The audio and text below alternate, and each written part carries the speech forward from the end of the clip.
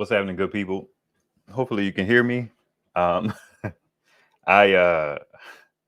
this is the live stream from like 2 weeks ago that I kept rescheduling and trying to have. I was rescheduling it unlisted, but I finally found like some time to kind of get it done. I need to get back into the swing of doing live streams weekly.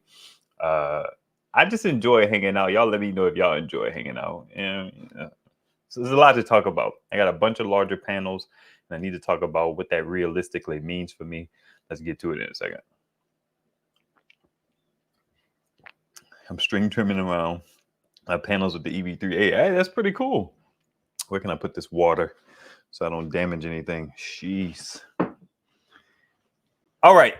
So in the last slide, we talked about, I got like 4 290 watt panels. I've been using those. What's up, family man? I feel like I'm too high in my frame.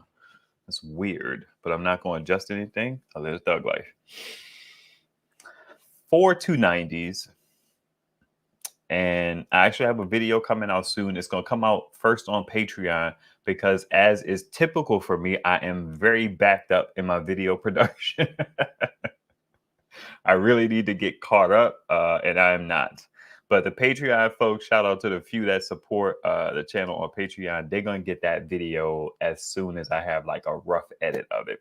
So basically what I've had to do, I've been messing around with using these panels because right now, I currently, before I made the change, I had 1, 2, 3, 4, 5, a good 7 different, maybe even 8 different power stations that were getting power, which is not problematic. It's only problematic in that it's a bunch of wires coming into a place. I'm going to always have a bunch of wires unless I get into all-in-ones, which I would like to get into. I just don't want to spend money on it because they are not cheap. They're like $500, $700, $800. But they have that higher volt. Don't come in here with all of that. Pause whatever you got going on and then come over here. Like, what do you need? You said that just like you have this game. Okay, tell him he can't. You know he can't have it. Go tell him he can't. Okay. And tell him daddy says we cannot play games like that. Don't forget the other phone, son. Okay. So it's a bunch of cables coming into my house, and I've been trying to figure out what to do because I have so much power coming in. Now, it's not an absurd amount of power. SetTight has an absurd amount of power.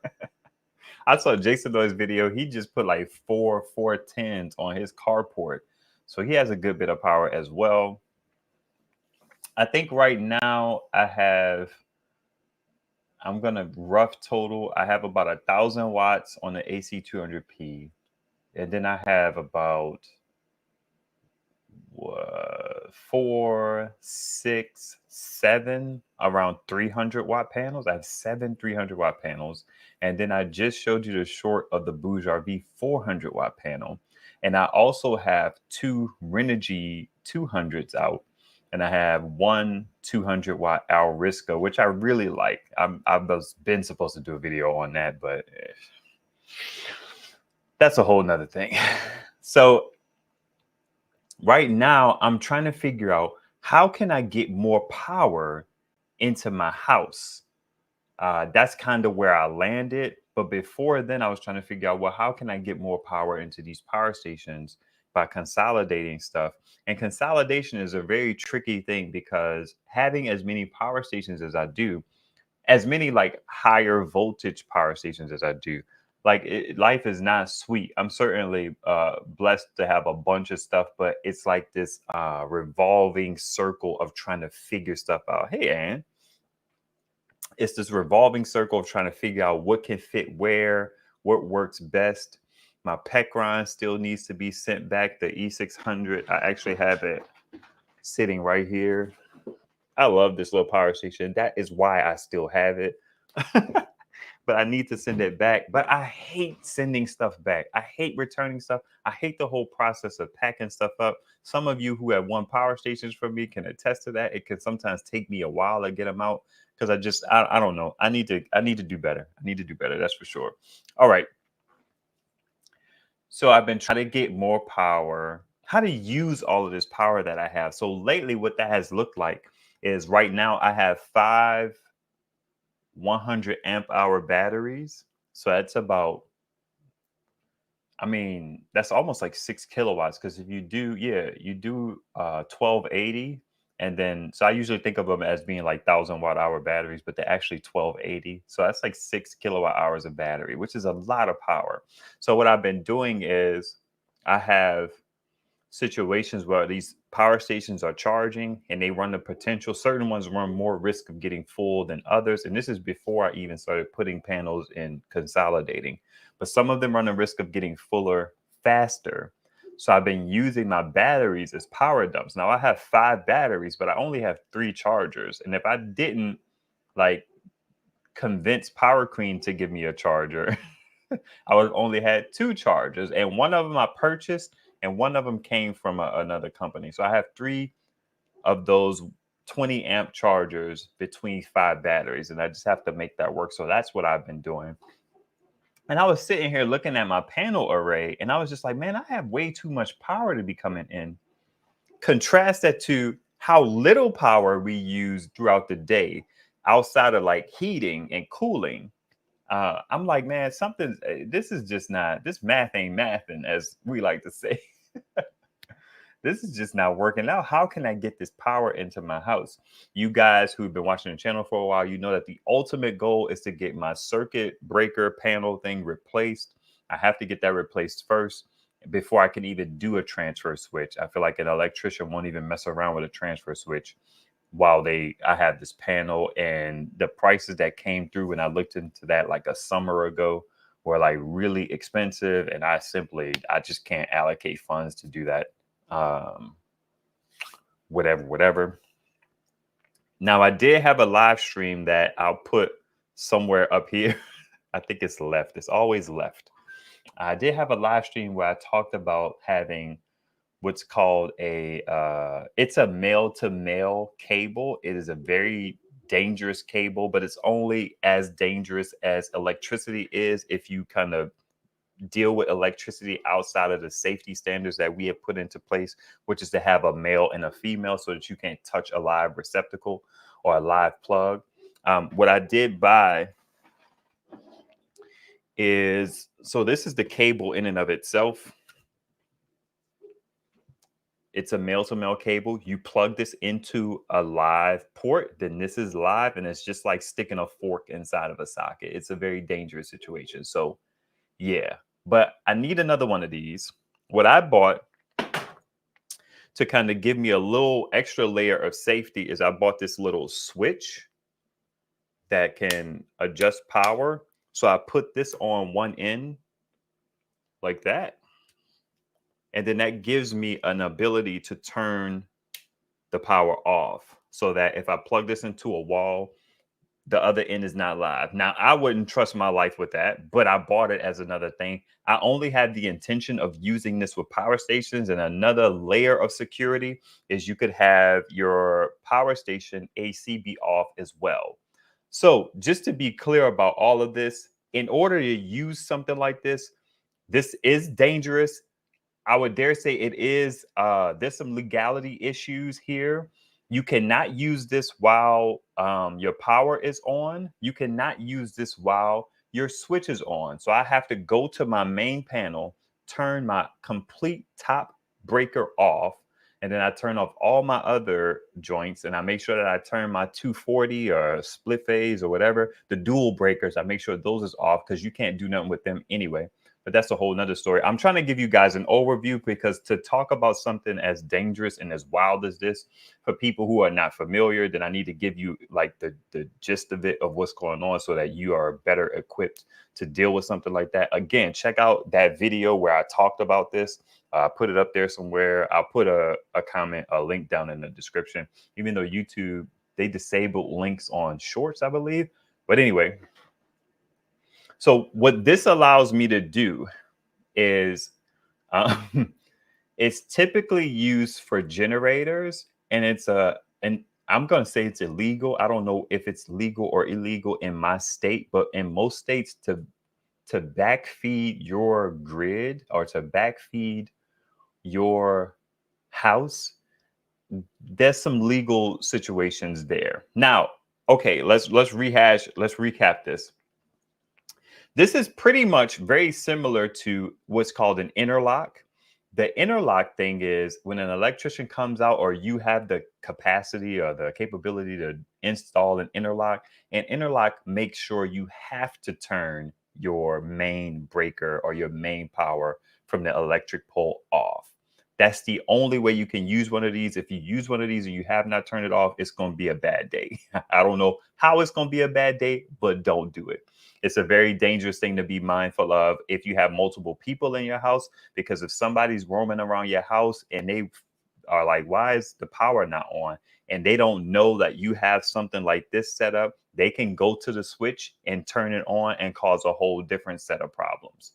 All right. So I wouldn't advise anyone use this unless you were very, very secure about what this does and how to use it.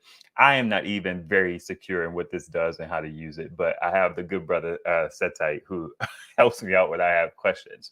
But what happens is typically if you take a plug like this, you turn your main power off, all your circuits off, you plug this into the wall, and this essentially operates like an inlet where you can take a generator and plug power into your house. That interlock switch forces you to turn electricity off, and then your house sits on an island, so to speak, and then that electricity will flow all through your house and give you electricity. People typically do this with gas generators. This particular thing will only light up one side of your panel. So for me, I essentially need two of these, but that's a little more advanced. I don't want to get into that.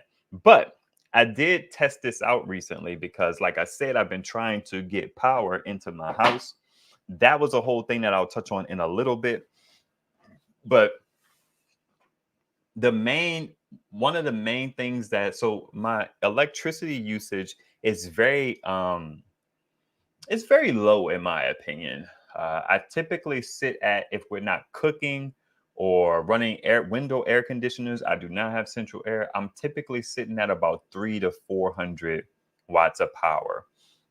So another thing I was entertaining is there's these things called what are they called?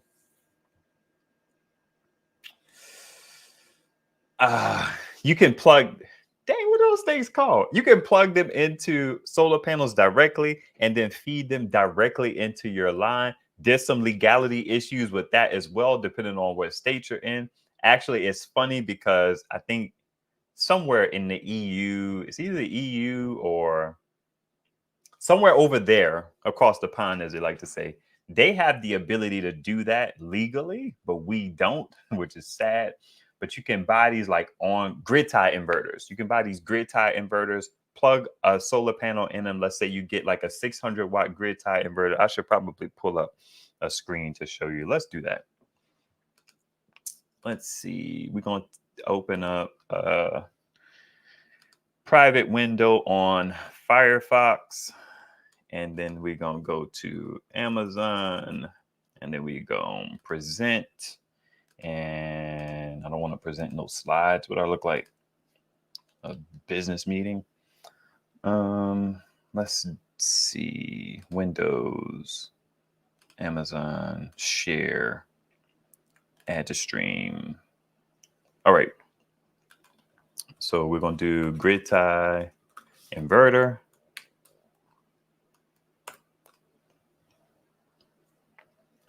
It would typically be something like this. Is this one? Yeah, this one's one. It's 1,000 watt MPPT, blah, blah, blah, blah, blah. The Y and H are the more popular ones that people use, something like this.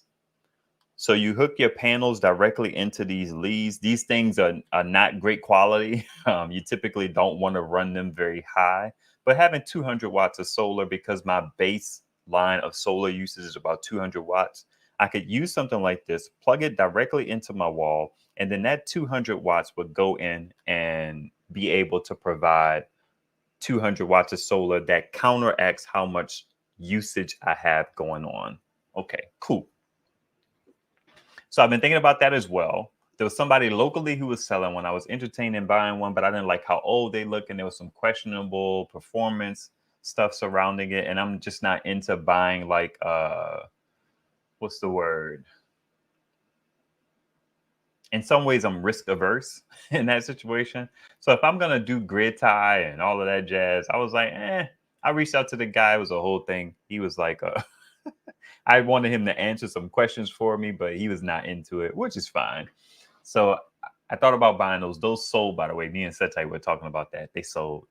I was thinking about buying one of those to try it out. I don't know how willing I would have been to chop up my solar panels, but I have MC4 connectors that I had to cut off of other panels so I could just strip those and then pigtail them or whatever it is into this grid tie inverter and have 200 watts.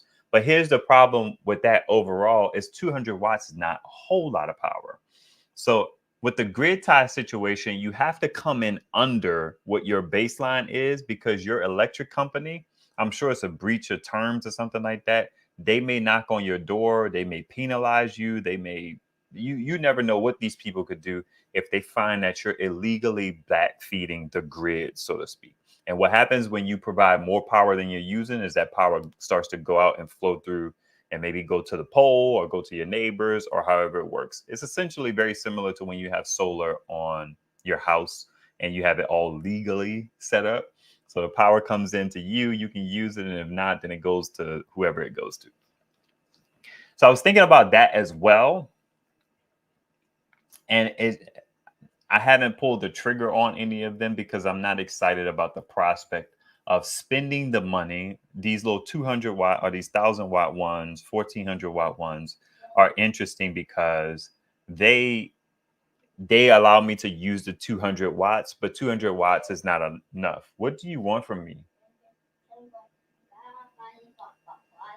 You can't buy any games. Play what you have. Don't play anything that's violent. Look at me. If you have an issue with your phone, you can ask Ivan for help, or you could just watch the movie that's playing. All right? Cool. What's up, Jay? I haven't read any of the comments, so I'll swing back to the comments in a second. I ultimately have not pulled the trigger on a grid tie inverter. If I could get sent a grid tie inverter, I'd probably try it.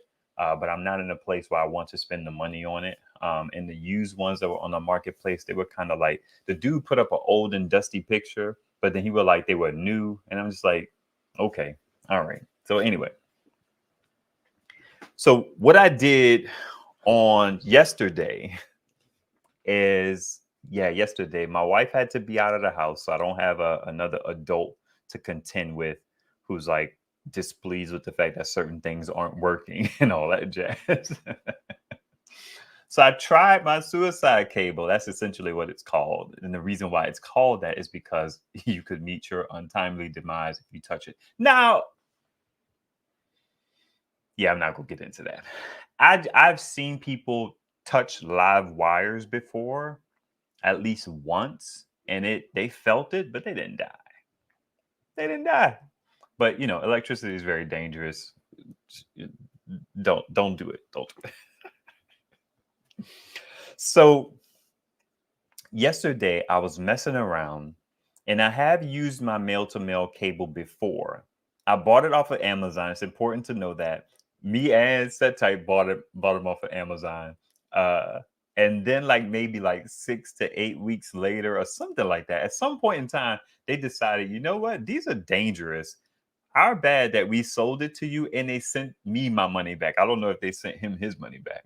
And then they stopped selling them. And then there was a point where they had some on Walmart, and I found the links because I wanted to buy another one. I'll get into why I needed to buy another one, maybe. I wanted to buy another one, and I was sending it to my wife because she puts she puts store apps on her phone. I do not do that. So I sent it to her. I'm not putting Chick-fil-A and Walmart and Target apps on my phone. I'm just not doing it. Nah. I barely want to give them people a phone number when they want to track you in the store. It's just like, I'm not into that. So anyway, I asked her to order it, gave her the link. She couldn't find them anymore. The only place that actually has them right now that I know of is eBay. I'm sure AliExpress has them, but I'm not going to order anything from AliExpress just because I'm not really familiar with that situation. That's a whole, I've kind of thing. So I need to get another one from eBay because on yesterday, I didn't record a video. On yesterday, I turned off my main breaker. I unplugged and I popped out all of my breakers underneath it. So everything was off. My house was offline, which is interesting because my internet was still working. The kids were still watching TV. Lights were still on, like lamps and stuff like that. So that was a good time because we run a lot of that stuff off of solar to begin with. So it lives on power stations and all that jazz right now. So I plugged my my cable in, and I'm nervous about this stuff. And I feel like you should be too if you're not savvy with electricity. So I'm super nervous. I'm worried about something having an issue.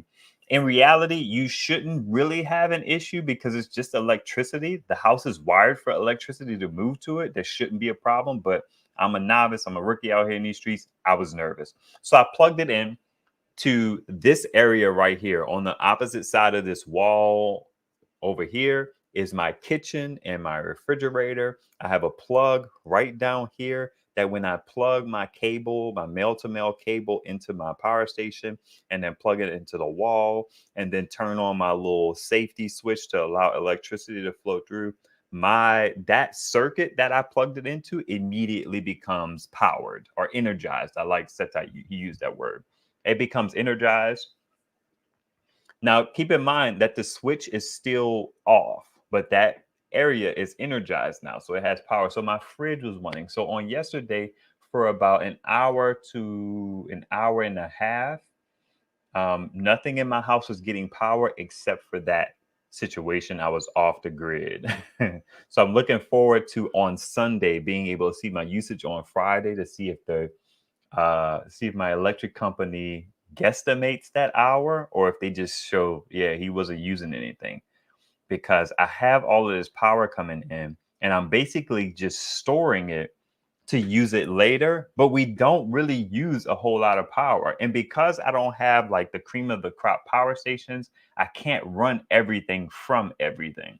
That's a whole thing that gets interesting because let's say something like the Pecron has a 1200 watt inverter in it. But the interesting thing is, I tried to use my vacuum cleaner with it, which I can use on my EB120, but the Pecron wouldn't power it. Now, I don't know why it wouldn't power it, but it didn't. But my EB120 does work. And then I'll have a situation where the EB120 can't handle surge. Now, the EB120 is based on the EB150 by Bluetti, and that's a very old design. So I'm sure it doesn't have the surge capability of some of these newer power stations. So I have issues with like certain things can power certain stuff. So it's not like I could just easily deploy. And then I didn't have electricity. I didn't have solar on my top floor for a long time. I did get that up there. I have a video coming about that. I think I mentioned that earlier. It's going to go to the Patreon folks first. Thank you to the folks who rock with me on Patreon. I'm going to start ramping up production of videos, getting that out there early. I could give. So here's a problem with Patreon, because Patreon is separate from YouTube. I feel like people don't, you have to build the habit of people going to Patreon, because people out of the kindness of their hearts, they're like, yeah, I like what you're doing. I'll throw $5, $3, $10 towards you a month because I want to be able to support this kind of content. They do that, but then it's outside of their normal system of watching YouTube videos. For that reason, I have entertained trying to do the YouTube memberships. But the YouTube memberships, YouTube takes a pretty significant cut of that. I think it's like a 70-30 split, which is interesting. But for ease of access of content, I may do that so that people can support and then watch the videos right on the platform that they're used to watching the videos on. So I may split it. So it may end up being a situation where it's pitched like, okay, for ease of access and you want to support the channel, get the YouTube membership if that's what you're into. But for like fully benefiting your boy, AskIve, go to Patreon and then rock out over there so I could get more of the coins that you guys decide to share. So having an issue where I have to kind of deal with the limitations of the power stations that I have. And some of these power stations, they're bigger, they're heavy. You know what I mean? The AC 200P, I do not move. The Alcatel, I do not move. The Ace Volt, every now and then I grab that. I shouldn't even say every now and then, twice I've had to grab it. It was full, it was hot, and I can run my air conditioners, my little window unit off of that for a few hours. So I opted to do that. Because what happens for me, because I have so much solar, and even before I acquired these panels, if I have 2 days of solar power, like banging sun, Habib Marwan action, um, I'm swimming in it and I don't have a place to put it, which is another reason, even back then, I needed like a way to use this power against my joint to start bringing my bill a little bit lower. Also, just to keep it a buck, money is limited around these streets. So if I could save some more money on my electric bill, then I'm all about the microtransaction. Even if it's going from having like a $4 a day usage down to 3, realistically, I can save about 30 to 60%. I think I'm up to 60 now. So on a $3 day, sometimes I can get that down to $1. On a $4 day, I can get it. You know what I mean? So if it's not a solar day, I see my power spike a good bit, and I can show you guys that in a little bit. Let me highlight these comments real quick. We've been going for about 30 minutes, so let's get into what y'all snapping and trapping about. All right, I put together 2 160 watts to work today. I'm having a blast. Nice. So okay, cool. That's cool. So you put 2 160s together. I'm sure that's a good feeling. That's popping. Not jokes or something. Oh, not. I got you. My plan is to get off the grid as much as possible. My electric bill went from $80 with 2 people to $200 with 1 person, and not even running the air at 90 plus degrees most of the summer. Yikes. Yikes. That's wild. They have fans that die. Replace the fan or add an external fan. He's talking about the grid tie inverters. Yeah, heat is what kills them. That's for sure. I don't know what is up. Maybe, or in my urban brain read what it is. I didn't get my money back. Oh, really? That's wild. Anyone own the Delta 2 Max and using backup reserves when I use it, overloading displays on the screen? Okay, what do you mean? Hey, Travel Diva, what's happening? The Delta 2 Max. That's the one with the dual MPPT charge controllers. So, and you're using your backup reserves. What does that mean? Your batteries? Can you expound on that a little bit? All right, so the stuff that went down yesterday was cool. It was cool in that I learned a little bit. One being that when you plug this particular cable into an outlet, that outlet or that circuit becomes energized and it has power. Then this is set tight talking. I want to throw him under the bus. But what happened was I was trying to understand, and I misunderstood a situation where I thought one circuit was live along with that one, but that wasn't the case. So when I plugged it in, I'm on my 3rd circuit, right, which is on the left side of my panel. It alternates. It goes 1, 2, 3, 4. That's how the dude labeled it. In my mind, that's how circuits work because it's the only circuit I've accessed in the last like 10 years. Circuit breaker. So my 3rd one.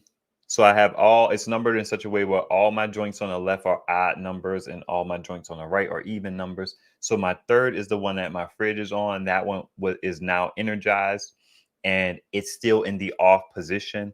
What I believe I learned on yesterday, in order to allow that power to flow through the left side of that panel, because my understanding is that circuit breakers alternate.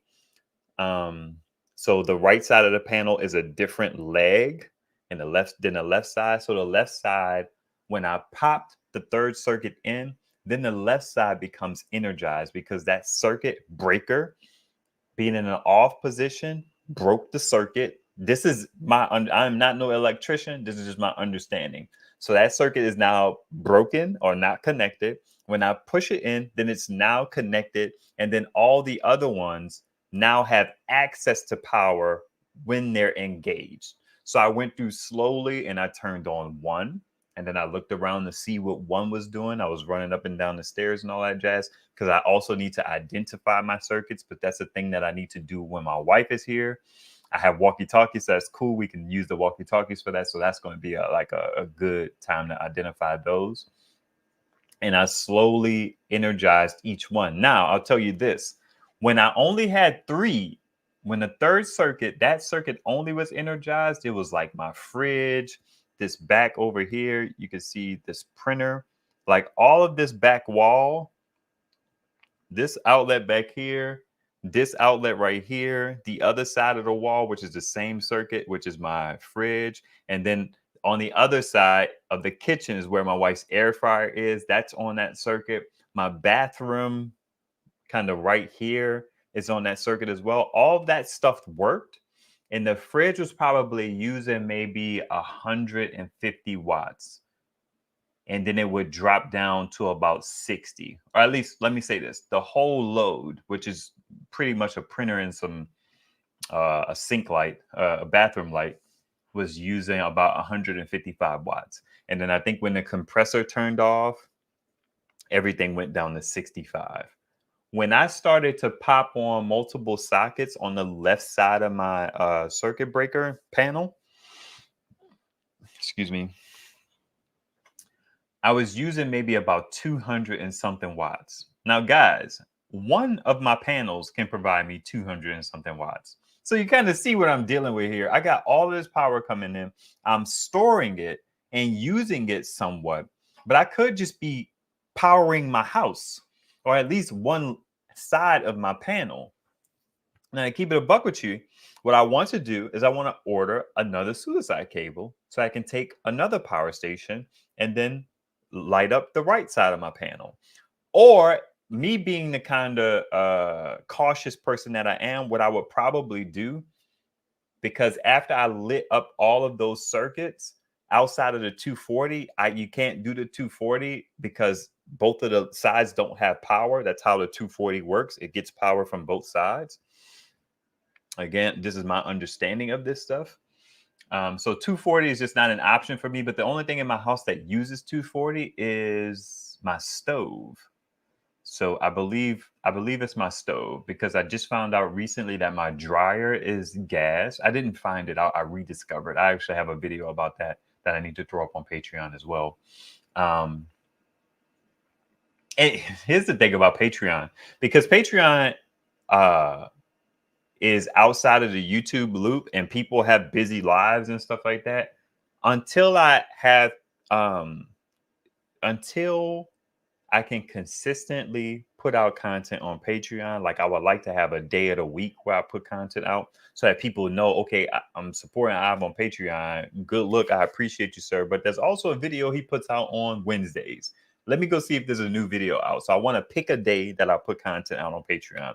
And if I hit that day, cool. If I don't, that's fine. I actually need to pick 2 days. So check like one day this week and then later in the week for something. Anyway, what I'm getting at is that with the Patreon situation, because people are not in the habit of doing it, then they don't check it. And then the content just doesn't get watched, which is fine. You know what I mean? It's like, if you supporting me and you don't go and view the content, I get it. I understand it completely because the support is not for the content. The content is my way of trying to say thank you for supporting me just overall. So I think the people who are on Patreon kind of get that. But you can toss your boy a few coins a month on Patreon if you want to, or if you're just feeling kind and you want to toss a few dollars via a one-time situation, there's stuff in all of my newest videos, newer being like in the last 18 months. So there's like Zelle, Venmo, CashApp, and all that jazz. This is actually my CashApp handle.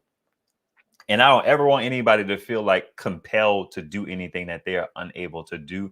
But you have to give people the option, because I know people are like that. People have goodness and kindness in their heart, and they have income and there's value. Sometimes I talk to people and they have questions and we may jump on a phone call or we may exchange a text message or email. And sometimes those people shoot coins my way just to say thanks. And I understand that, which is why my channel is called AskIve. I want to help people as much as possible because I know when you're learning something new and being able to reach out to somebody really quickly because you are uncertain about something, about a purchase, about grabbing the right adapter, about whatever, it's helpful to be able to have a person who you know, if they have the time, they'll reach out and try and help you. That's immensely helpful. I have I'm in IT, and when I'm interviewing for jobs and stuff like that, I tell people all the time, like I have a very like customer service oriented disposition because I know that when I call Comcast, Fios, T-Mobile, Sprint, whatever, and I talk to somebody who's not really interested in helping me, it sucks. So when people reach out to me for help as a part of my job and my personal stuff, I try to be as helpful as I can because having somebody who doesn't want to help you is awful. So anyway, planes on a snake. Let me get some water. Oh, man.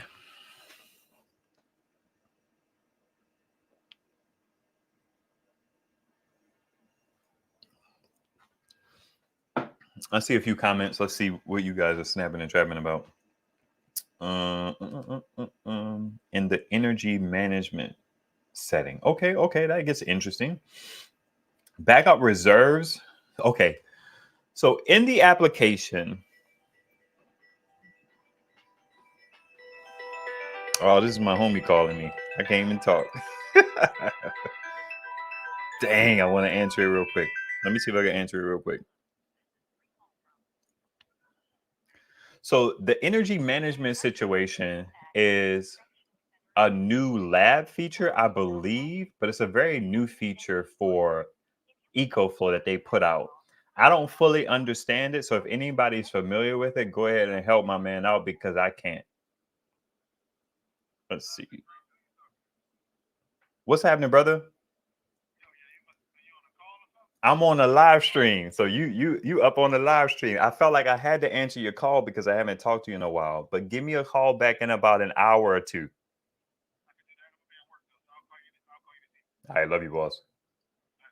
Later. Yeah, I haven't talked to my man in a few days, so I needed to answer that. Thank y'all for bearing with me on that. So yeah, we talked about the reserves. Let me see what y'all the comments are about. Just received another Bluetti and Jackery win this morning. Really, man? Okay, so you won all that stuff and now it's still coming in, or did you win more stuff? Both are the smaller units, but it's okay. All right, well, hey, you know. I know you check your usage. Which power stations draw a lot of power on standby and which ones use very little power on standby? That would be an interesting video. I don't really care about that stuff, to be honest with you. It's solar coming in.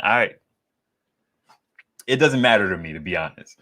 My inverter, now this AC200P, I remember Element Van Life did a video because he had an EB150 and they had sent him the AC200P or the AC200 Max. This is an older video.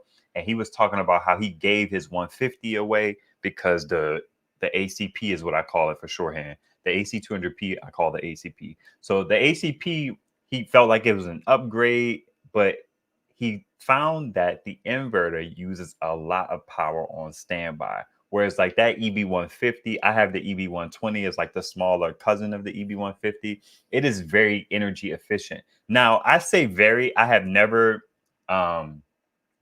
done any tests with that. It would be hard to do a test with that because it doesn't have any information on the screen that it displays. So you would kind of have to figure out some scientific way to do it. I'm sure one could do it, but I won't be that one. But I don't know. I don't care. If it has solar power coming in now with my ACP during the night, I do turn it off. Like I'll hit the power button because it'll just run through that power. And ain't no sense in wasting that power when I have basically overnight my lamp is running from it. And I have a couple like DC items that run from it as well. Like I may be charging a cell phone or something like that, or running a little USB fan. I think Jason Doyle has this style of fan too. So I'll have stuff like that running, but I'll just come over here and hit the power button when I'm mindful of it, because I know that it being on over the night is going to unnecessarily run through the power. But during the day, yeah, and I have so many power stations just in terms of like monitoring and being aware of power usage. I'm using them, so they're not, I don't have power stations just sitting around on standby. When I grab a power station at the end of the night, because during the day they're on solar, I don't care what they're doing. I mean, I wouldn't just have the AC inverter on by default just because it's getting power in, because that's just wasteful. But if I needed to use the joint, then it has solar power coming into it. So it's all good. And then when the sun is going down and I may have something running, they are typically being used, and they wouldn't be on just on some willy-nilly stuff. So I don't know. It's a long answer. In the app, you go to energy management and activate backup reserves. This setting enables to use grid when solar is not enough. Interesting. The issue is when the charge of the battery, it's reaching to the backup reserves, it overloads. If you don't use backup reserves, no issue at all. I'd have to try and wrap my mind around that, because you're saying that what it does is it'll use grid when solar is not enough. So to carry the load, it'll go to the grid and grab more power because the solar power is not enough. That's an interesting feature. I don't know. I'm not sure, but I hope someone can give you some insight. I stopped using the stove. It's just pretty. I have an electric plate, pulls a lot, but only for a few minutes, unlike the stove. I'm almost 70. I don't eat much, having too much fun. That's what's up, man. I love that people are out there getting it popping. I love that people in the community are getting solar to become more self-reliant. And I love that people are in the gardening community kind of growing their own stuff so they can be more self-reliant. I think we need more of that. And if we could do more of that, then we could recreate our local economy where people can buy food and they kind of have a better idea of what's going on with their food because it's coming out of somebody's ground. Now, sure, people could be trash and all that, but not as trash as these companies are because they're trying to mass produce stuff. I can't wait until, I don't want the calamity that I think is going to have to happen to bring it, but I can't wait until hopefully we swing from the big box stores to like smaller mom and pop shops again. But it seems like that's hard with the wage not keeping up and people having to buy stuff more affordably. Yeah, I don't know. Anyway. All right. You won more units. Nice. That's what's up. Sometimes it just be our time, man. You know, really, it's a great feature. I think the last update this week broke it. Ah, okay. Okay, so Setite is saying the AC200P uses like 40 watts. Yeah, that's a lot. On your EcoFlow app, go to the back of your system, drop it to slow, go back to the app, then adjust. Interesting. Might be 20 if it self-drains fast, even with the inverter off because of the screen. That's crazy. I don't even want to believe that, but you probably right. What's up, Wayne? Regenerative life, Wayne. Right, the goal is to be off grid, totally starting my second build of another DIY 5.0 generator, a 5 kilowatt generator, another 5,000 watts with a Grow Watt 3048 volt inverter I had sitting for a year. That's crazy to have that kind of stuff just sitting around, but I get it. 100%. It happens. It just depends on your life slot. I hope that helped. I'm really interested in the Anker C1000. I wanted to talk about that a little later. This unit looks great and has lots of features. I like that it's small. I was going to talk to Setite about it, but I know Setite doesn't really care for power stations. So I was like, let me spare him. Oh, man. How many power stations do you have in the inventory now, and what is your favorite? That's an interesting question. I was thinking about that a couple days ago. Mark, what's happening? What 1,000 watt generator unit keeps the AC on when there is a restart when the power comes back on? My goal zero requires you to physically turn the AC on the unit. I'm not sure I followed that completely or as well as I would like to follow that. This question is always interesting. I don't have a favorite, and I thought about it. It's like, how can I come from a different angle on that? Like, what's my least favorite power station?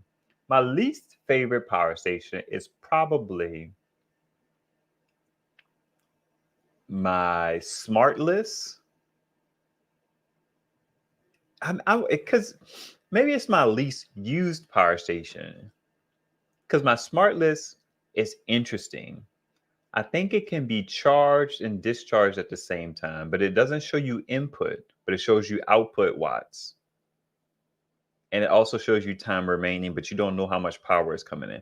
But it's also maxed at 60-watt input from solar. It also has a non-standard connector. It uses this particular one, which nothing else uses, compared to like 5525. I mean, I'll adjust my zoom real quick. I need a new camera. I don't need a new camera. I want a new camera because I have to manually adjust this. So this one is weird. This one is weird. And this one is 5525. I mean, 5521. I love a 5521 power station mainly because I'm so used to non-standard connector types. I don't think that's quite right. Let's adjust that just a little bit. If I had autofocus, I wouldn't have to do that. So I don't like that. That's probably one of my least favorite and least used, but I still like it because it can be dual charged. Some of my power stations cannot be dual charged. My favorite right now, and I don't even know if it's my favorite, but my most capable one is my AC 200p. It's the one that has the most polish out of all of them. It's the one that I don't really have issues with. I ran into an issue recently where my AC pops up to 30 amps. My window AC pops up to 30 amps. And I feel like this thing should be able to handle that 30 amp surge. Now, it just shows 30 amps on the screen. I don't know what the actual surge is, but I feel like it should be able to handle that, and it doesn't. So that's one kind of like dink on it. It not having wireless connectivity kind of sucks because the screen sucks. I don't like the angle of the screen. So it would be nice if I could access it via Bluetooth or Wi-Fi. So that one I would have to say is my favorite. But the Afiri is nice. I like the Afiri because that screen is dope. It uses an XT90 connector and it works really well. Now, it doesn't have the higher voltage. That's another reason why the AC 200p is my favorite, because it could take in 150 volts. I don't know if I would ever be the kind of person who would have a favorite. It's just like, which one has the most features and allows me to use it most? Then that can be my favorite. But I don't think I have a favorite. I like the fact that I have the Afiri. I like the fact that I have the AC 200p. I wish I had the Bluetti AC 180 to kind of replace the AC 60. I like the AC 60, you know what I mean? But because it can't do 50 volts, I can't have two big panels out in my front yard. I have to have a 12 volt panel. And I have the EcoFlow River 2 Max. That's at my door, but I have a 290 watt panel on it, even though it maxes out at 220, because it can just take the power. So that kind of, that's kind of where I go at it from. And then I have another batch of power stations that I'm not crazy about because they can't be charged and discharged at the same time. So that would be like my Rock Pals. That would be my Sateki 500 watt hour one, which is LiFePo, but the Rock Pals is not LiFePo. So because I have so many of these kind of like off the beaten path, smaller YouTube friendly power stations, I have these power stations and I have to just kind of make it work. The Big Blue from the Cell Power, is it Cell Power? Yes, the Cell Power 500. They actually have another one that they released that has discharge and charge at the same time. So that one's cool. It's pretty much very similar. It also doesn't have a power brick. I think it has a AC connector where you can charge it from that. So that's cool. I don't know if I'm in their good graces to reach out to them. I may reach out to them, but I haven't been reaching out to anybody because I'm so backed up with videos that I have to make, that just adding to my plate would just continue to add to my inability to move forward. What else? I say all that to say that the features are what matters to me, but I make it work however I can. You know what I mean? It's like I make it work. The EB70 is downstairs because I wanted to come upstairs. If I got like let's say I got the AC 180, the AC 180 would go into my zone 1 with my TV, and then I could possibly put a bigger panel on that one. Maybe even that BougeRV panel, because what's happening with that BougeRV panel is I'm bumping up against that 10 amp limit. So that one is maxing out at 300 watts. I'm just dealing with it right now because I don't have another power station to put it into. This Pecron would be a good candidate. This is an example of how I just have to make this stuff work. This Pecron can go up to 90 volts. Hobotech had a really good insight about it that I think would be helpful to people when I make the video. He was saying when you can do about 80 volts fine. But if you try to get up to that 90 volt, I think it goes up to 95, then it starts to treat those panels like one panel. And I think Jason Oy ran into a similar issue with a Pecron because they all have a very similar MPPT characteristics. They can all kind of go up to 95 volts from 32 to 95. Some of them have 2, whatever. The interesting deviation about that Pecron situation is their battery has one that has a normal range. You can go from 12 to 95, but their power stations have it on 5521 is what your 12 volt range is, which is 12 to like 30. And then the little fancy pin one is the one that gets you from 32 to 95. So on that one, you have to go series, but their extended batteries, their extra batteries, they can go from 12 to 95. So I'm like, well, why ain't y'all do that on the power station? And it's a newer power station. I'm just like, what is going on there? But shout out to Pecron, because Pecron, they're making some nice headway. So I have to make all of these power stations work because I have a lot of panels. And because I'm not into the money that it would cost to do an all-in-one, I'm also not quite into having to wire an all-in-one myself. That's kind of I'm not there yet. But when people start getting ready to give me all-in-ones to make videos on, that's when I'll kind of get into it. I've entertaining it and I'm learning about them, and I kind of was looking into them lately, because if I get to a space, everything kind of ebbs and flows for me. I have to take into account a whole bunch of factors because money is not abundant in this particular season of life. But better things are coming. Thank God for that. So it's like I'll just look into these things kind of theoretically, but I don't have a practical, because I have to inform myself. That's part of the reason why I can be helpful to people on this channel who are like just normal everyday people. I've done a lot of the looking into things and testing and kind of put my hands on power stations that people send to me to kind of let you know the little quirks and caveats of it. So I'm very heavy on research. So I'm not in a rush to do anything. I'll be talking to Set Type, and Set Type is like he's an act kind of guy. Wayne too. My man Wayne, he's like just get it, go for it. But I have to be a little more intentional with my decisions because one, when I'm not intentional, I'm prone to making mistakes. And I don't like wasting my money. I value my money too much for that. My pockets ain't your pockets. Not everybody's like that, but I research the heck out of stuff. So if an all-in-one would be ideal, because again, I'm always trying to consolidate situations and figure out, okay, how can I get more of this power into one thing and then use that one thing to power other things? That's easy because SetTite always has solutions, but they're not my kind of solutions. They're not clean. They require wiring stuff and all of that jazz. And I'm just like, yeah, I'm not going to do that, man. It's like I like to believe that I am a good husband. I like to believe that I am a good father. And I'm very involved, not necessarily in the active doing stuff, but I'm always present. You know what I mean? So I don't have a whole lot of like project time and just get out there and kind of get after it and spend a Saturday doing stuff. Plus, my hobby is YouTube, so it's like I have that as well. So I don't be having time to be doing a lot of set type suggestions. Hey, Cat Eyes, good to see your name. I haven't read your comment. On the how many power stations that I have, typically sit around like 20. I'm sure it's a little bit more than that now.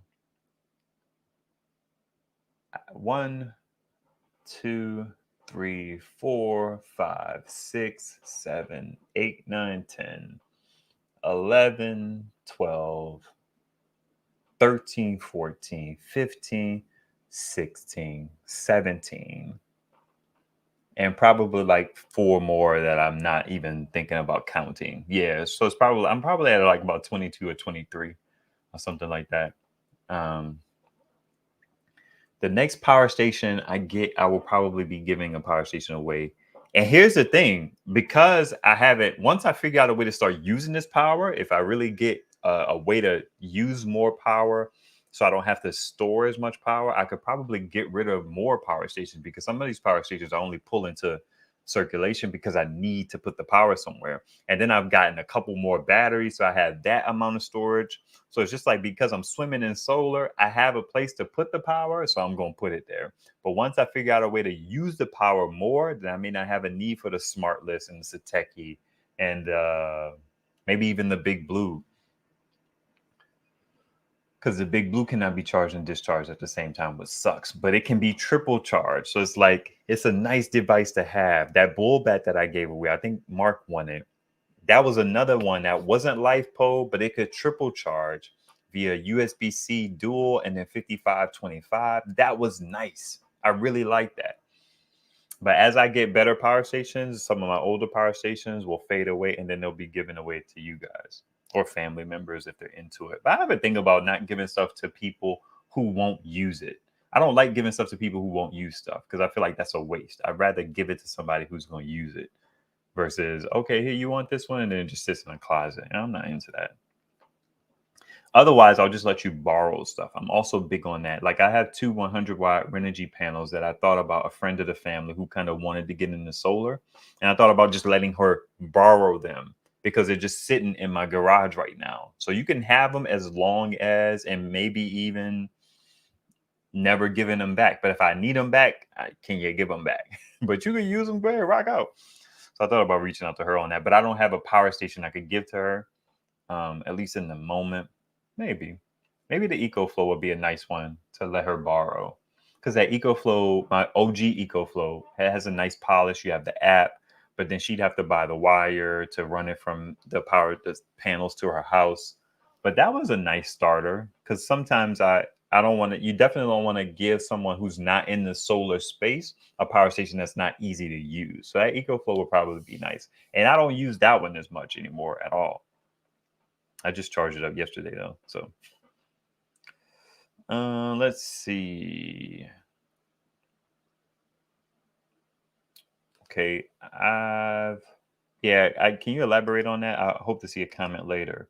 Why don't you use a transfer switch? It's night and day difference. Pretty easy to install. So earlier in the stream, I talked about that.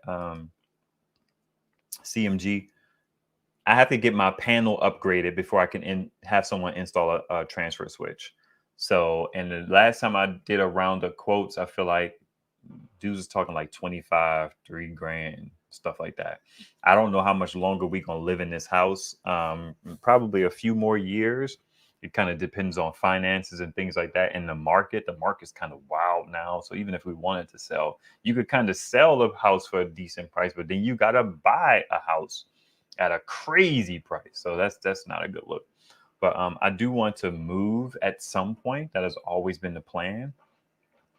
The plan was to kind of go more down south, but down south weather is kind of wild. Where we are right now in like PA is a good mixture of, like, we don't get the coldest colds and we don't get the hottest hots. And I don't know where else I would want to move in between that. So anyway, we might just relocate here, but I don't want to do that either. So it's a whole thing. So it costs a lot of money to do a transfer switch because I have to upgrade my panel.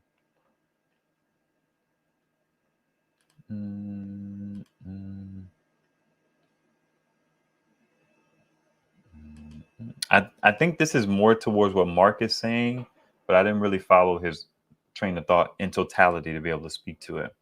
Hey, Cat Eyes. We're doing fine. We are certainly blessed.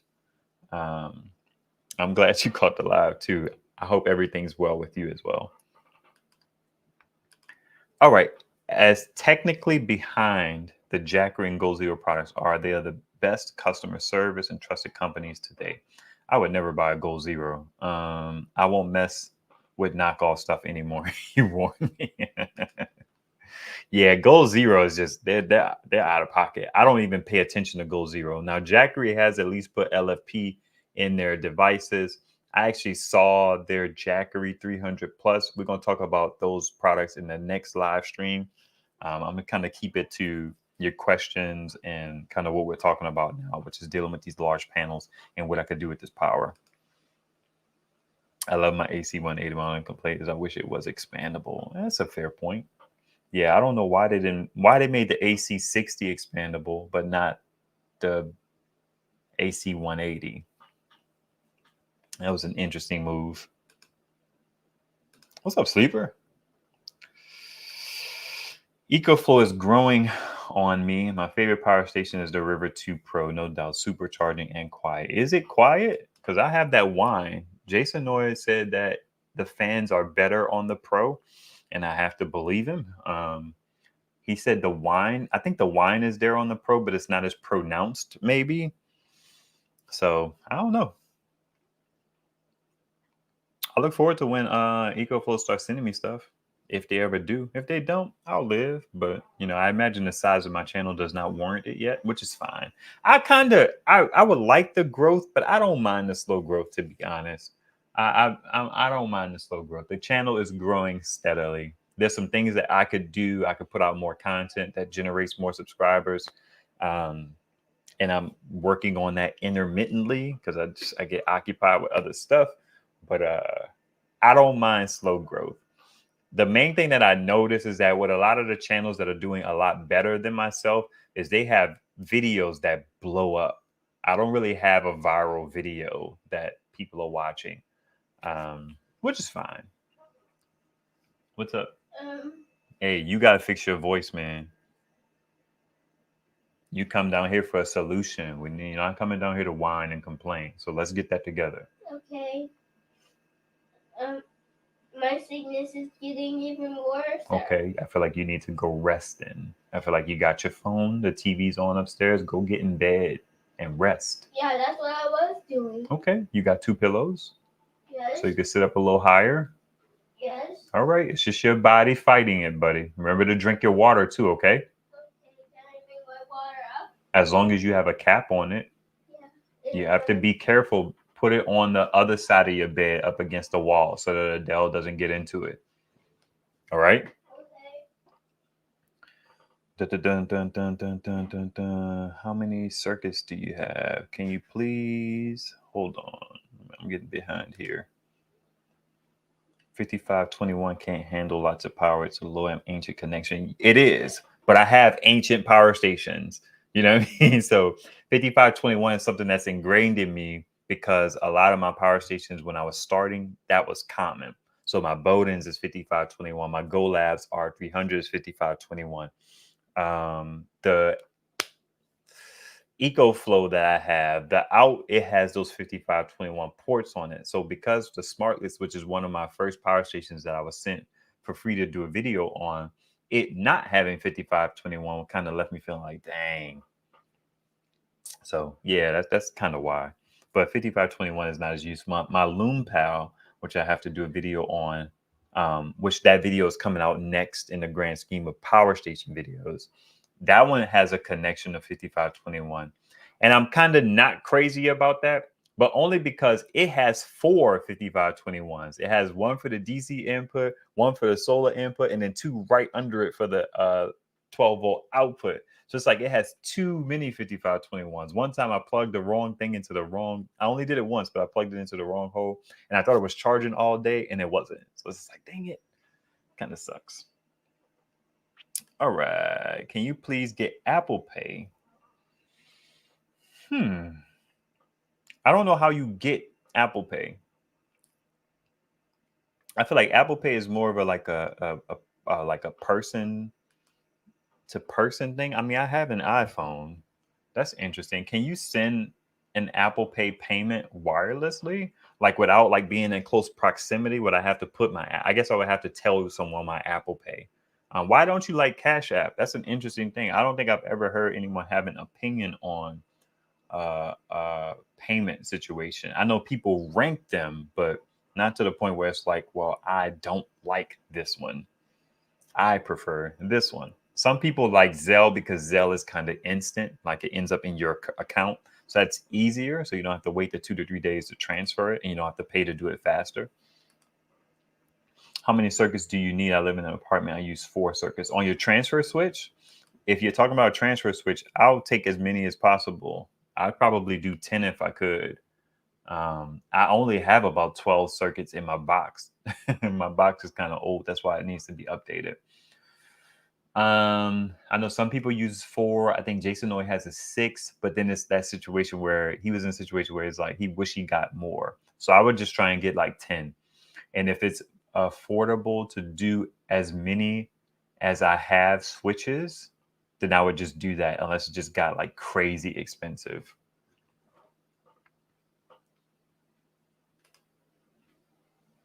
I use it for my room fans, TV, Xbox, and PlayStation. Okay. 450 panels work very good for my 2 kilowatt power stations. Yeah, man. Jason Noy just got those 410s, and those are the 410s that I've been. We had a whole live stream about them, the Solar Ever from Signature Solar. So they sent them to him. They sent him 4 panels. I'm like, that's what's up, man. That's definitely what's up. I think Bluetti doesn't make the AC180 expandable because they don't want to hurt the AC200 sales. Huh.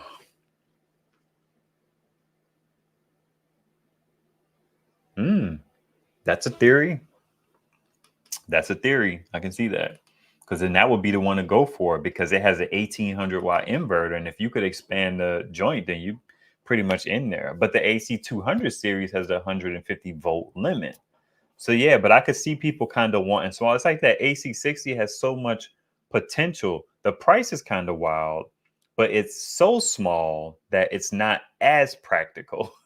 So they really, I'm glad they make the B80 because as long as they update or do something with a product between the AC60 and the AC180, then those B80s are there forever. And then they have those cables. So it's not like just because they allow you to take 12 volt. They have a cable that goes from the battery to 8mm, but it's one way. But them having that expansion so that you can go both ways and you can manage it. I mean, it's a good system to have around. 800 watt hours for what, like $699, $799 or something like that. It's not bad. Not bad at all. So they're probably just going the Apple route on us and are going to interval us to death. So probably next year's round of devices may work with the B80. That's what one would think. Because why make those B80s only for the AC60? I would make those B80s for everything. At least everything smaller, where 800 watt hours can make a difference.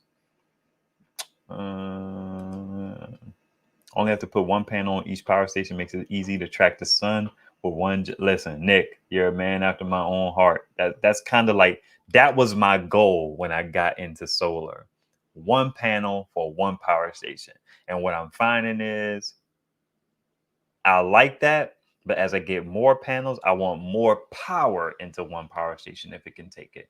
But 1 panel per power station is a good look, but because I'm into YouTube, I have a whole lot of power stations. So that means a whole lot of wires. So practical for a normal person. Let's say you get into the zones like I do, which not many people do. But I have zones in my house, like where solar comes into my front, solar comes into my garage. I have solar coming into my back door, my back kitchen area, and I have solar coming into my front door. And now I have solar coming into upstairs. That's a lot of wires. But if you just had like a front and back of your house, or if you had like just a couple power stations, and yeah, one panel on one power station is a good look. And to have one big panel on one big panel capable power station, that's fantastic. But then you realistically look at a 410 that's going to give you, realistically most of the time about three something was 410 80, about 320. When you start to want to do more in your house, and solar is addictive, so you will inevitably want to do more, then you end up at a place where you want, okay, well, what if I put two in parallel? Parallel is another way you could accomplish a similar thing, because then those panels, one of the panels can at least be moved to follow the sun, and one could be stay put. That's what I may do on one of my recent arrays, but it just depends on how things work out, because after a certain point, you just get to a point where the power is just good enough. You know what I mean? You don't have to chase the sun anymore. At least that's what I'm finding. River Pro LFP, $500. River 2 Max LFP. What does that mean? Okay. You're asking Go Zero Home Integration Kit Transfer Switch powers up to 4 circuits. Yeah, that one was really popular a few years ago. I don't know if they're still easy to find or not. They have a step-by-step how to install it. I gotcha. That's cheap for a Pro Trans. Does it have to use Gold? Oh, a Pro Transfer Switch. I don't think it has to use Gold Zero. It's just a transfer switch that they happen to sell. Better explanation. Some AC power will shut off with sensing no load. Okay. So I like my Delta Mini and Pro 2 that the AC stays on. Got it. That's what's up. I would love to have that Pro. That having that 50-volt input limit with AC that stays on, and now it has LiFePO and then 750 watt hours, which is not great. You really need about 1,000 watt hours when you start to put panels in parallel or series. If you're not going to use the power, if you're going to use the power, then 750 watt hours is fine, because you'll constantly be drawn against the solar that's coming in. So you'll very rarely bump up against a full power station. But if you have a situation where, I feel like sometimes I look like Chris Paul here. Yeah, if you have a situation where you're not home and this is just me because I'm greedy, but if you have a situation where you're not home and you have two panels in series or parallel going into the River Pro, it will get full every day, and then you'll miss out on some power. I don't like that, so I want all my power. I'm kind of greedy in that regard. But yeah, I feel you.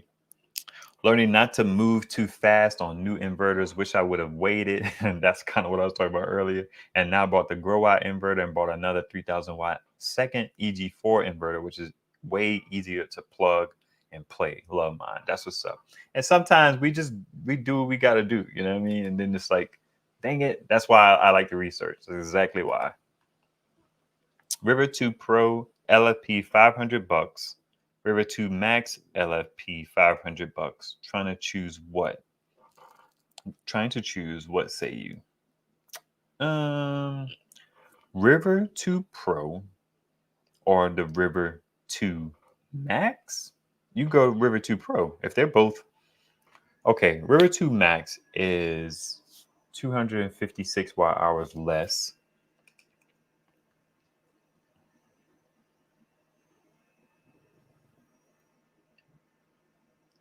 For 500.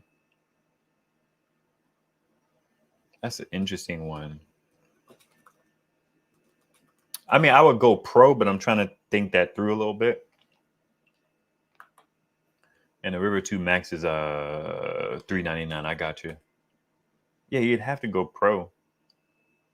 I'm not gonna math, but I imagine that the cost per watt hour is cheaper because you're getting a whole 256 more watt hours. So it's 512 versus 768. So yeah, you gotta go Pro.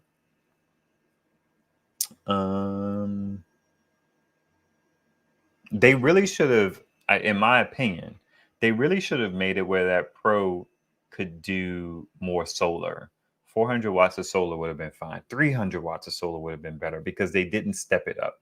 They made the base model less appealing because it can only do 100 watts compared to the OG River Pro. I mean, the OG River, which could do 200 watts. That OG River line, all of them were the same. They just had different watt hour capacities. So then they took and they did the River 2, can only do 110 watts of solar. And then it doesn't have some plugs and things like that. And then the River 2 Max can do 200 watts of solar, 50 volts. The River 2 base model can only do 30 volts max or whatever it is. It's a 12 volt panel already, a 12 volt panel situation. But then you go 100 watts of solar base, 200 watts of solar mid range, 200 watts of solar pro range. It's like that don't quite add up. And EcoFlow makes a 400 watt panel. I was just like, that would have been perfect, right? 400 watt panel with your 400 watt capable EcoFlow Pro. That one's $500 for 700 something watt hours, 600 watt inverter, and maybe a little bit more. I think it's an 800 watt inverter. Yeah, I would absolutely go Pro without hesitation. I'm trying to connect my EcoFlow River and my Harbor Freight 100 watt panel. I think Lead Farmer has a video from like years ago where he talked about those Harbor Freight panels and doing the whole polarity change. He even took the SAE connectors off of his and put on MC4s. That's one way to go. But I don't like the Harbor Freight panels because they're not MC4. And then the only benefit to the Harbor Freight panels is that you could literally drive to a store if you have a Harbor Freight around you and get you a couple 100 watt panels or 100 watt panel. That's really the only benefit. I would never buy them in any other circumstance. Like during COVID and all that jazz, if the prices kind of went up and availability was sketchy, I could kind of see the Harbor Freight joints. I also don't pay attention to the Harbor Freights so I don't know what kind of price they are, but they have typically been a little more expensive. I don't know what they are now. Let's check. I have to open up a whole different browser because I'm a weirdo.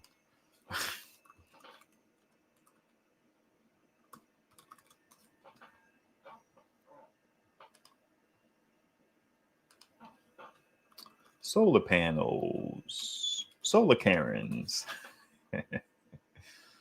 Let's see here. Oh, sharing the wrong window. Duh. Let's kill that. I'm just gonna look.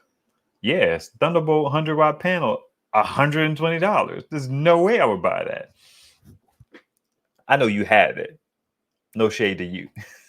But yeah, I totally wouldn't go for that. Now, they come with, basically, you have to get an SAE to, I imagine you would have to go XT60. I don't know if that exists. I'm sure it does, but I've never, again, I'm not in that Harbor Freight ecosystem, so I've never looked into that. SAE to XT60 adapter.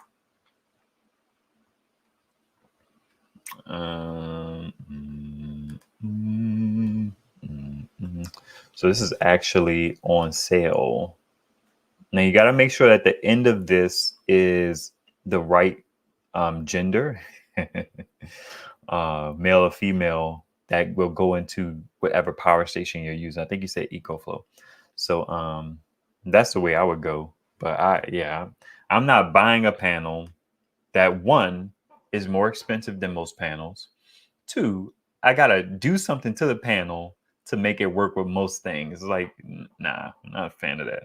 But that's how you would go about it. Let's see. My brother, I'm dogging you for Bluetti. I appreciate that.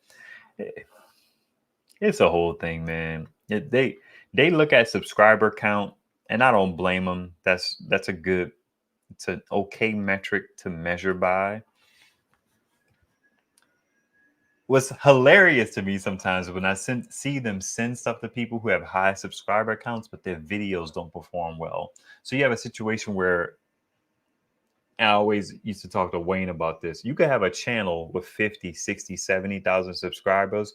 And because they are a homesteading channel or something like that, that video is not what their viewers signed up for. So they'll get like 4,000 views, 5,000 views, 3,000 views on a video. Whereas like if I could make a really banger video, I could get that amount of views on a 7,000 subscriber channel. You know what I mean? So it's just like, it's an interesting metric. It is what it is. I don't do the chase subscriber game in its explicit form, like subscribe. You know what I mean? Because subscribers are not as important, but they are important. They're like a vanity metric that makes you, one, feel good, and two, it makes these people feel good about sending you stuff. So it's the game. It's the game you play. Um, I don't mind asking people to subscribe if they're into the content. If you're in the lobby and not subscribed, subscribe for your boy, I guess, because YouTube is going to show you the content you watch whether you subscribed or not. So it's not as important a metric. So I appreciate that though. Also, I feel like EcoFlow may be in a position where, and Bluetti probably was in that position for a while too, where it's like, I'm gonna just keep it a buck about these products. I'm not intentionally looking to dog your product, but that whiny sound on my EcoFlow is unacceptable. There's no reason why a person who's living in a van, an apartment, or something who wants to run a 12-volt DC fridge should have to listen to that thing whine like that. And then their first version of it doesn't whine like that. I'm like, what if nobody else power station makes that kind of noise? Like, what are we talking about here? So it's like, if I have those kind of feelings, and if it stops them from sending me products because I don't quite have the numbers, and I'm not one of these people who are just gonna make a commercial. I'm not throwing no shade at nobody who makes videos about whatever. However you make your videos is fine, I guess, in public. I may have a private critique of some videos, but I don't run across many things where it just feels like you are blatantly like shilling for a product or a manufacturer. So that's cool. But it is what it is. I feel like at some point the channel's gonna grow to a point where they won't necessarily be able to deny sending me products because I'm in this specific niche and I use these products. I'm not like a guy who does something else and happens to make solar content. It's like I make content about solar and power stations. I should need to redo my banner to kind of say that, to speak to more of the value proposition of the channel, so that people know, okay, yeah, I'm into this. And even so people know, no, I'm not into that. I don't care about this particular guy who's in the city who's not raising chickens and stuff like that. Because I have a specific appeal. Anyway, I appreciate you, sir. That's for sure. You can connect your gas. Oh, I don't know. I'll let y'all have that. But the AC 180 has the same features almost, but it's incremental. Buy it and expand it later. But if you buy it and need more power, you have to then buy an AC 200 or AC 300 or a charge enhancer. I don't even think I talked about that. I don't even think you could use a charge enhancer because all it has is the 8mm port. And the 8mm port is for, I don't know. My brain is going awry at the moment. If you need to get big enough to collab with an electrician. I could collab with an electrician without being big. HVAC. What's his channel? I think it's like HVAC Smith. He does a lot of videos on mini splits. He's an electrician. Bluetti actually sent him the AC 200p. I was like, man, kudos to you, because I think he has like 3,000 subscribers. So they'll rock with you depending. It's all marketing, you know what I mean? The whole goal is to send it to people, and hopefully those people get their people to sell or buy a particular thing. So I get it. It's fine. Listen, I'll have my time. That's for sure. Like most people will have their time, and I'm a child of God who acknowledges my relationship with God. What I mean is that we're all children of God, whether you believe in God or not.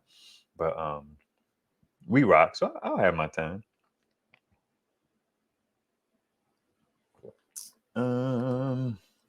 Power is addictive in all aspects. Man, it's facts. Problem with solar is I used to love the rain. Now the rain is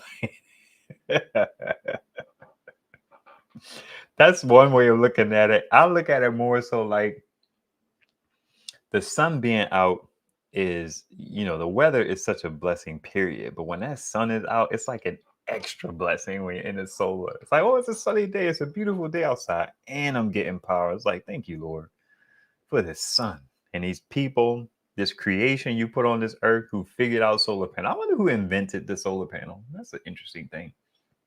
Anywho, I use one of my power stations to power my fan, air conditioner. Your air conditioner fan? That's an interesting way to say that. Got another pallet of 7 warranty used, tested 250 watt, 37 volt panels a week and a half ago from Santan Solar, just $371. Looks brand new. So it's $371, probably plus 200 something dollars for shipping. Looks brand new still. The savings per kilowatt. Yeah, you can't. That's why I like the larger panels, man. I've been sick of 100-watt panels for a long time now. They're excellent to start, but once you start, it's on. I feel like, Wayne, you got to give me a walkthrough of your situation, video or something like that. If you have an account on here, then you by default have a YouTube channel because they make you create one now for some reason. Just remember to turn the phone sideways. Our eyes work like this. A lot of power stations, you can turn off the eco mode and then it won't turn off on a low load. That used to be a problem, but most of the power stations have now fixed that. Yeah, I never thought of AC as being one that would turn off. But I guess that's interesting. Fancy. The 450s give me about 390 on a good day. Yeah, I feel you. I'm more so level set to what can I realistically expect at my latitude. And I don't get that. That's for sure. I currently have 2 330s facing south. Did y'all see that Renogy has new bifacial panels in their 450 and 550 line? I guess this is a private window, so I could kind of do non-Amazon stuff. What's up, son? Is it okay to watch on the Ninja Turtle movie? We even saw it at the movie theater that first time. As long as it's that movie and not just another random Ninja Turtle movie, you mean like the real one? Not the cartoon one? No, like a funny cartoon one. Is that the one y'all went to the theater to see? See, I don't think so. Yeah, well, we like before the real movie started, we saw a trailer of this Ninja Turtle movie. Yeah, that's not something we watched because we got to be careful because there will be stuff in those movies that are weird. So no movies that we haven't watched before. If you want to watch the Ninja Turtle movie that y'all went to see, then that's fine if it's available. Otherwise, just pick something in Plex. Well, if I see something new, is it okay to change it? Nah, I don't even want to start it. What we need to do is mommy and daddy have to watch it and check it out first to see what's going on. But that was a good idea, though, son. It was. I ain't mad at that. Let's see here. Bifacial solar panels. Let's add to the streams. 2-piece bifacial, 450 from 759. I don't know what that means. Let's see. Okay, 2 pieces. No. One set, 2 pieces. 759. That's not bad. I mean, you got to deal with shipping. So shipping is going to get you back to $1 a watt. But they really come down on these prices for these panels. And it's a bifacial. I wonder what it's like rated for. Okay, look, it says you could probably get 585 from it. I was talking to Setite about this, and basically the bifacial situation is interesting because with bifasials, we get to a point where a 400 watt panel could potentially produce 400 watts. That's the only reason why I like bifasials. I mean, it's not the only reason, but I like the idea because when you buy a 400 watt panel and you don't get 400 watts, it's a little bit of a, a situation that you have to deal with because of standard test conditions. But if you go bifacial, those panels are typically heavier. I don't know if they figured out the weight situation on bifacials because it's typically glass on both sides. I don't know a whole lot about bifacials, but they're typically heavier. But I like the idea that I could get 400 watts from a 400 watt panel. And this joint is talking about 500 some odd watts, but I think it's ridiculous. I can't imagine that's a real thing, but maybe. I don't know. Sleeper is saying just get the Pro. So you heard it from Sleeper. Boom. There it is. Sun is starting to move. I'm going to have to tilt my flat panel soon. Yes, you are. You are. I'm experiencing that now. My panels out in the front of the house are starting to be inhibited by shade, the shade of my house itself. Like, dang you, house. And I have to figure that out soon because my large panel that's in my EcoFlow cannot be moved around to the back. And I'm at the point where I got enough happening around the back of the house.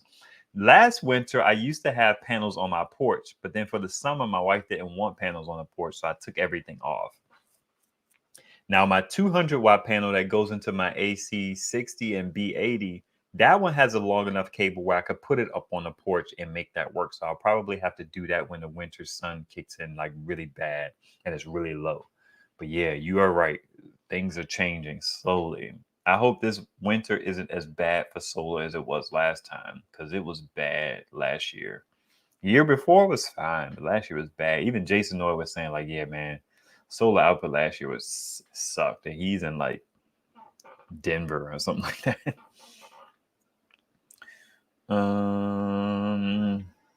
Goal Zero Yeti bought it last month on Amazon. Okay. Oh, okay. The transfer switch. I'm about to say somebody bought a Goal Zero. You're welcome. I don't know who you're saying thank you to, but you're welcome. That's why I'm tired of power stations. They play too many games with these devices. That's a fact. It would be nice to have one giant 1200 watt panel. Holy moly. You would be able to move that dip. I like the idea. This is what I want to see. This 400 watt panel from BougeRV is about the same size as my 300 watt panels, 320, 290, 300, 280, 275. For some of y'all who live a thug life and buy those old panels, 250s, 240s, those Yinglings and all of that. What is it? Is it Yingling? Whatever it is, Yingling.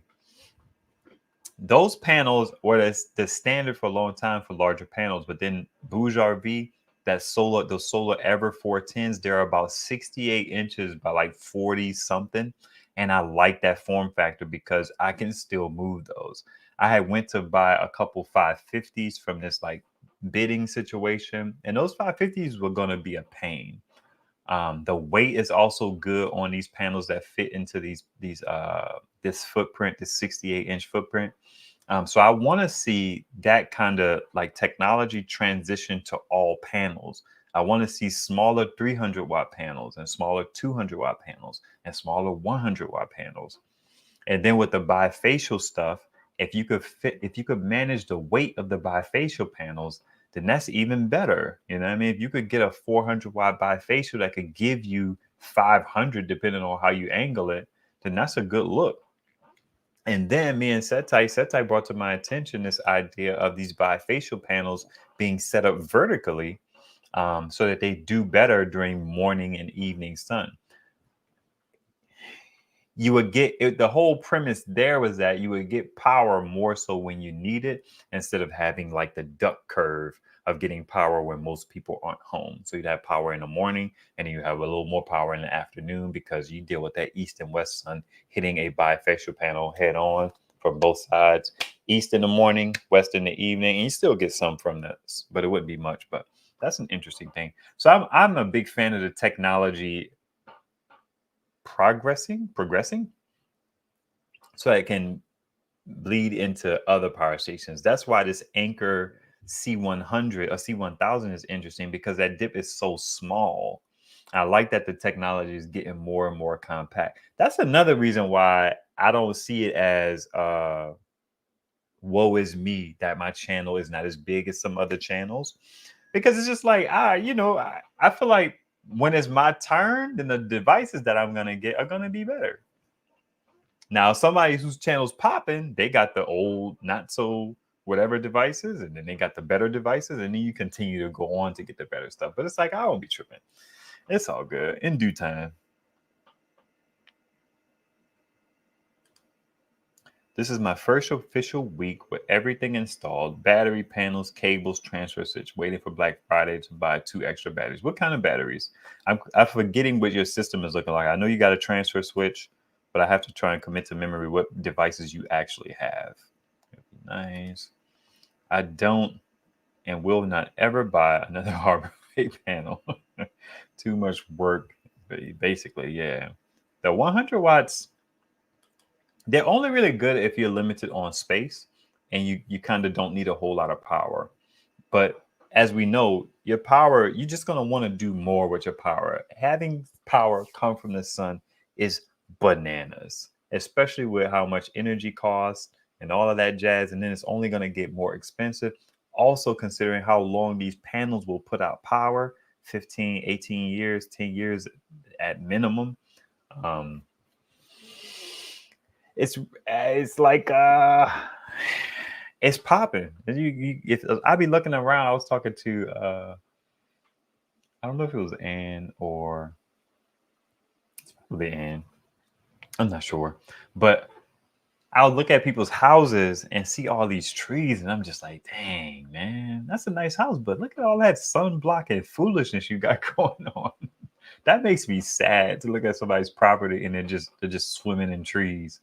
It's like, dang, you can't even get a solar joint if you wanted to. I love solar. It's crazy. But 100 watt panels are good if space is limited. That's for sure. That's the only way I'm kind of into. They're a little more affordable in terms of you being able to easily buy them at $100 a pop.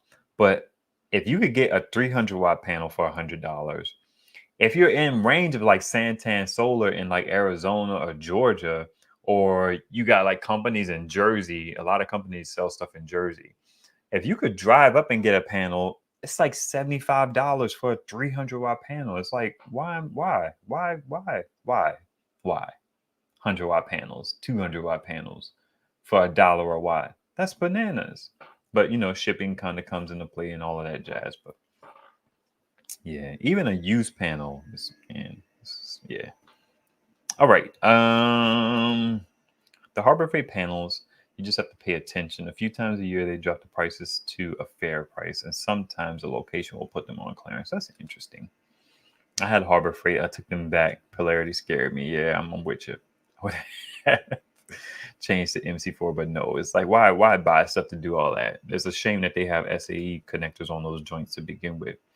If you bought the Harbor Freights at full price and you can return it. Yes, you should. You can even get a better panel on Amazon for cheaper. That is absolutely correct.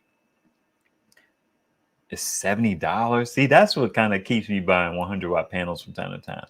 $70 for a 100 watt panel is it's cool. But consider the fact that around $70 got me one of my 290 watt panels. It's just like, you need to relax. But I love a good compact panel. I do. I can't help myself. But I'll be like, $70. That's crazy. And it's all relative, right? When you're used to paying, I bought a Renogy panel at it was like $92 or something like that. Before it was a little cheaper, but I started out with HQST panels because they were like cheaper. They were like 79 or 82 or something like that. And they all put out the same amount of power, give or take. So it's just like, I'm not paying $112, $113 for no Renogy panel to put out 70, 75 watts. It's like, are you crazy? You're right when it comes to subscribers. My channel is low count because I'm not really concerned about it now. I do shorts and have one with a short video with over 2,000 views. That's what's up. What's your channel? What kind of content do you talk about on your channel? Regenerative life. It's always a struggle for me to say that out loud. Don't knock my track to YouTube to do solar stuff. Yeah, but they don't get the views. I'm not knocking them. They don't get the views because those people didn't sign up for that content. And then some people don't go about it right because it's just I don't know. Anyway, Wayne, what's up? I tested all 3 EcoFlow River 2 devices and didn't get any whining noises. Did you? I mean, I'm sure you. I imagine you watched the content. Maybe not lately, but are you doing? So Jason Noy made a point. He said that it could be when I'm trying to charge power stations, and I haven't tested that yet because I'm kind of just done with the whole situation. But I think I plugged my tablet into my EcoFlow 2 and it made the sound. So I just didn't make a mental note, but I did grab my tablet. I got like an S7 that I got off the marketplace because I'm not paying all of this money y'all be paying for stuff. And y'all being people who buy stuff new. I got a Galaxy Tab S7 off of the marketplace, crazy cheap. It's ridiculously cheap compared to like anyway. And I plugged it in on my EcoFlow, and I'm pretty sure I got the whining sound. And Jason only tested his Pro, and he got the whining sound. I don't know if he tested the base model. And this is also my second EcoFlow River 2 Max, and both of them had the whining sound. And EcoFlow told me that's normal behavior. So maybe they showed you love, Wayne. You know what I mean? Maybe. My beautiful 160-watt solar panels just got rained on, so we'll see how they work tomorrow because I got work. Because I gotta go to work today. Oh, okay. So you won't be around to, yeah, those panels, the 160 watt, you got EcoFlows, right? And they should be fine. Yes, I have 40 of those Santan. 10 or 265. I think the rest are 235. Yeah, okay, yeah. You got the space though. If I had the space, maybe, but I'm also weird about stuff like that. Like, I don't necessarily want old technology when there's newer technology out. But for me, not wanting to spend a coin and being mindful of the money, then I just won't get them. You know what I mean? So it's just like I'm not pressed because if I can't get what I want, then I just can't get what I want. You know what I mean? I'm weird in that way. That's fine. I use my AC 200 Max or my AC 500 or my portable heater during peak hours to save on my PGE. What area are you located in, PGE? I don't know why that sounds familiar to me, Cat Eyes. Just state is fine. You don't have to get into the details. The best part about your content is the fact that you actually use these devices every day. Then that it real world, okay, and not just product representation. Yeah, that's yeah. I'm going to use them. That's for sure. I appreciate that. I've been trying to think of a way to convey that in words, but I was watching, I paid for this course from video creators. It was like 30 days to a better YouTube channel, or maybe it was the other one because I paid a lot more money for a different course. It was worth it, but it wasn't. Anyway, I could talk about that if y'all are interested in it. Let me know if you're interested in me talking about this paid content, this paid coaching that I paid for. It was not cheap. So I revisited some of that coursework, and they were talking about the banner because I've been focusing on words. And they were saying that, like, yeah, if you could do it in a picture or in a graphic, a visual representation of what your content is about is better than a whole bunch of words. So I was like, you know what, that makes sense because it will be more easy for me to convey what my content is about visually than it would in a bunch of words. But a phrase I came up with is real life with solar. But I was talking with Setite about it, and it's like, what do you mean by real life? Everybody's using solar in real life. He's a bit of a literalist, but I get it because I can be sometimes too. But what Jay was saying is kind of what I want to capture. That's the idea that, like, I share my life with solar. Like, it's not just about the device itself. It's about how I use the device, ways that I accomplish certain things with the device, little tweaks and hacks and tips that I find because I'm using the device. So it's not just products. But the products are where the views are, because at the end of the day, you have people who like love solar, but then you have people who just want to watch the videos to find out what their next power station is going to be, which are both fine. But I'm in it for the people who like love solar and want to learn about new products. Like, everything solar is what I'm into. Don't know. What's up, sir? Don't know if it's been asked before, but why don't you go the fixed inverter and battery route instead of multiple power stations or portable units? That's a very good question. It has been asked before many, many times, but not on this live stream, which gets me to a point. Okay, let's get back to the lecture at hand. Perfection is perfected. So getting power into more of my devices, my first level of that, because I have 5 batteries now. And so what I would do is I would typically power dump into my power stations, like my GoLabs, my All Powers R600, super capable device, very low on watt hour capacity. Right now, as we speak, I probably got like my Eco4 River is probably full, the Max. My EB38 is probably full. My EB70 is probably full. My LoonPal 1000 watt hour is probably full. I'm sure my GoPort P15 is probably full. My EB120 is probably full. My Duran is not full. My Afiri up on my landing is probably full. And then I have a bunch of full power stations. The Big Blue is full. Pretty much all of my power stations right now are full, and that saddens me. So I've been kind of trying to top off some batteries. But the idea was what I would typically do. My whole thing has been power dumping into power stations that I have because I have so many. I use them and I want to put power into them to save for later. But these 1,000 watt hour or these 1,200 watt hour batteries pose a different opportunity for me so that I can have more power in them than I have in a 500 watt hour power station. The 500 watt hour power stations are good because they're easy to move, around the house. The 300 watts are easier because they're lighter. But the 1,200 watt hour batteries, because they're just batteries, they weigh about a similar weight to a 500 watt hour power station. It's a little bit heavier, but then they're more power dense, right? So I've been power dumping into batteries more often, which has sucked because in order to get that power out of those joints, I either need to go battery clamp to 12-volt socket to use my Best Tech 300 watt inverter, which is also problematic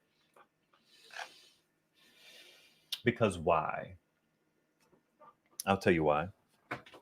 That can be problematic because I think even though this joint is rated to, the Best Tech is rated to 300 watts, when you're using something like this, clamps to socket, that socket and those wires are typically rated for what you would normally do 12 volt with, which is about 125 watts, 130, maybe 110. So this has been fine. This has worked well, but you can't pull a whole lot of power. But because I have all of these batteries, and I've always liked the idea of inverter to battery because battery has more watt hour capacity than most of my power stations that can be easily moved around. I grabbed one of these from the marketplace, and this one is not the coup de grace. This guy locally was selling a Best Tech 500 watt inverter. And the thing that I like about this particular one is it has battery clamps on it. It comes with battery clamps and a 12 volt to ring terminal for those. But this has been really nice because I can get 500 watts out of this and I don't have to worry about cables melting within reason because, you don't want to push these inverters as hard as possible because they may die on you because of heat. Now, that has been really nice because I have 500 watts to play with. The reason why I was getting into using my male to male AC cable is because I wanted to have more power coming in. I'm looking at my usage over the night, and my usage over the night is minuscule. It's like 200 watts if I'm not using an AC. And sometimes I power that AC off of a power station, the LoonPal or the GoPort P15. So that's not anyway. My kids' room situation is always on an air conditioner. My wife and I will throw a fan in the window if the air outside is cool enough, and we'll use the air on really hot nights. But we have like 8,000 watt BTUs, 8,000 BTU air conditioners. I think our kids have a 6,000 watt. So I can use power stations for that when I have the power. But it's a situation where it's not enough power to run them very long. But that's a whole thing. This 500 watt inverter has been interesting because, and this is an interesting thing about these power stations that do this fast charging. Fast charging is not always ideal, especially if you can't change it to charge slower. I like the fact that my ACP, y'all know that's what I call the AC200P now. My ACP has a 400 watt quiet charger, and I could run that off of my 500 watt inverter. So I'm in a situation where I have 6 kilowatt hours of battery that I can clamp my inverter right to, that I could take and dump 400 watts into this ACP, and then I could use that to run pretty much everything over the night because we're sleeping. You know what I mean? It's not a whole lot of lights on. I have other zones that are powering things like my deep freezer and we still have the mini fridge, but I got rid of it. So now we have a deep freezer and we have a upright freezer. So that has been really interesting. So if I could have, and this is a problem, all of my circuits on the left side of my panel don't power stuff that impacts us through the night. So my kids' room is not on the left side of that circuit panel. I think our room might be on it. But I'm really getting into the idea of trying to use this power in my home and turning off my my main power. I like that the people across the pond call it mains. I think that's cute. I also like that they call flashlight torches. I think that's a much better name than a flashlight. I mean, it sounds cooler. Flashlight is more literal, so that works. But that's where I'm at with it. So there's also a 1,000 watt inverter. I think a Best Tech as well. I need to email Best Tech. That's what I need to do. But I've been kind of in the market for a larger power inverter. I want like 1,500 watts because I'm not going to put batteries in parallel, at least not at this point in my life, to be able to use 2,000, 3,000 watts and all of that jazz. So I need like a 1,500 watt inverter so I can hook up to these batteries and be able to charge any power station, I hope, with a battery to keep that power station going longer, like my Ace Volt and my Alcatel. Both my Ace Volt and my Alcatel have melted jacks on them. I put a video out on Patreon related to that. It's more of an extended cut video. I'm going to trim it down and get more to the point in the video that I put on YouTube, which is also a benefit on Patreon. Like if you're a hardcore solar fan, I give you a little more content. Whereas like on YouTube, I kind of try to get straight to the point to help with retention. Because I personally don't like people who beat around the bush and all of that. That's another value proposition for my channel. My content is to the point. I don't like waste your time. I value my time too much to waste your time. I hate when people waste my time on YouTube. But anyway, that's a whole nother thing. So that's another way that I could get power into my home and then have it run for longer because I have this 500 watt inverter. The AC200P charges at 400 watts. So I don't have an issue where I have to try and max out and get 1,100 watts like on some of my other power stations. So the fact that this joint has a power brick is a benefit to me. I know the all-in-one, the one cable is fly and everybody love that. I get it, but I like options too. So I like the fact that this has the option to do that. And also, while I'm on the note of that, the AC60, even though it can fast charge through a regular AC cable, it also has the 8mm barrel connectors. So you can use a standard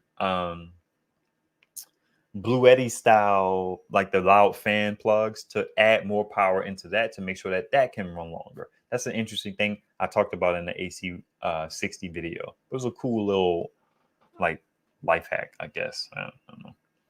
See what y'all snapping and trapping about. You should see if there is a website or something that aligns with your views who reviews the movies. My mom used to be on some magazine that decided what movies were good or bad. Well, she tried.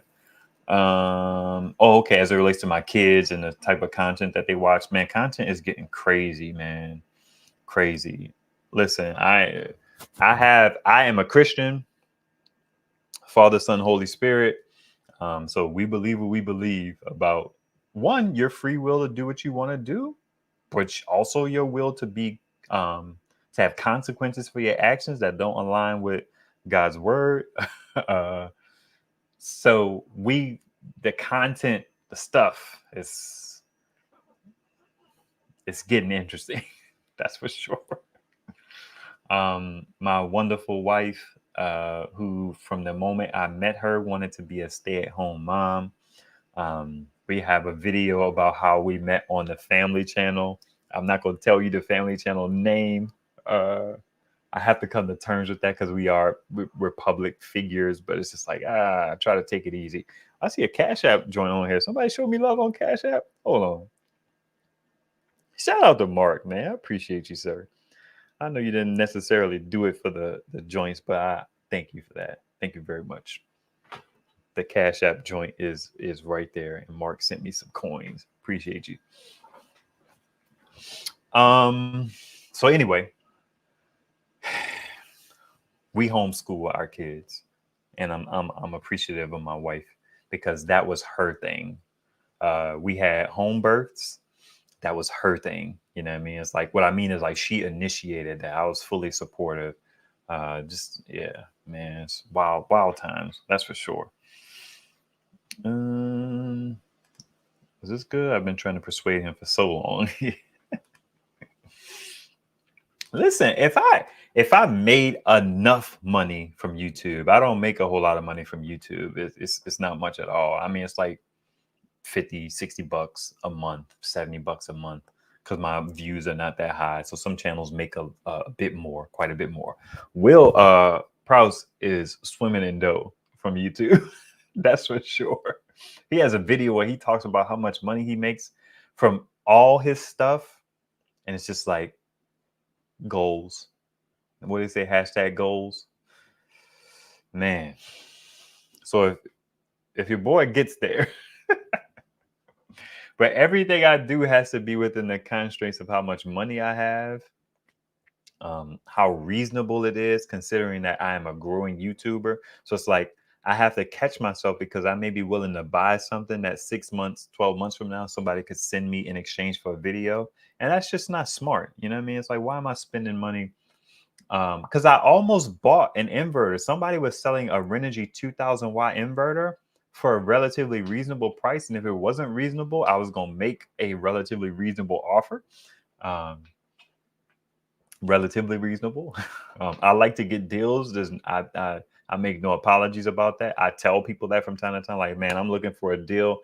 This is how much I'd be willing to pay. But I absolutely want people to get their asking price. But in this world of supply and demand, sometimes you can't get your asking price and you got to sell it to me for what I want to buy it for. But anyway, so I just try to be smart, and that Renogy inverter was going to be an option, but a company I was exchanging with them an email where they were going to send me an inverter, but then they reneged. What's up? So, Why are you so close to me, man? You know what I mean? You got the germs all on you. You could cheer up. can I put on a movie that I would like to watch?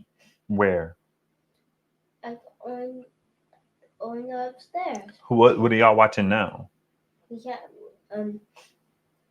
The first movie is already over. So there's no movie playing now? Yeah. Who picked Trolls? Ivan, right?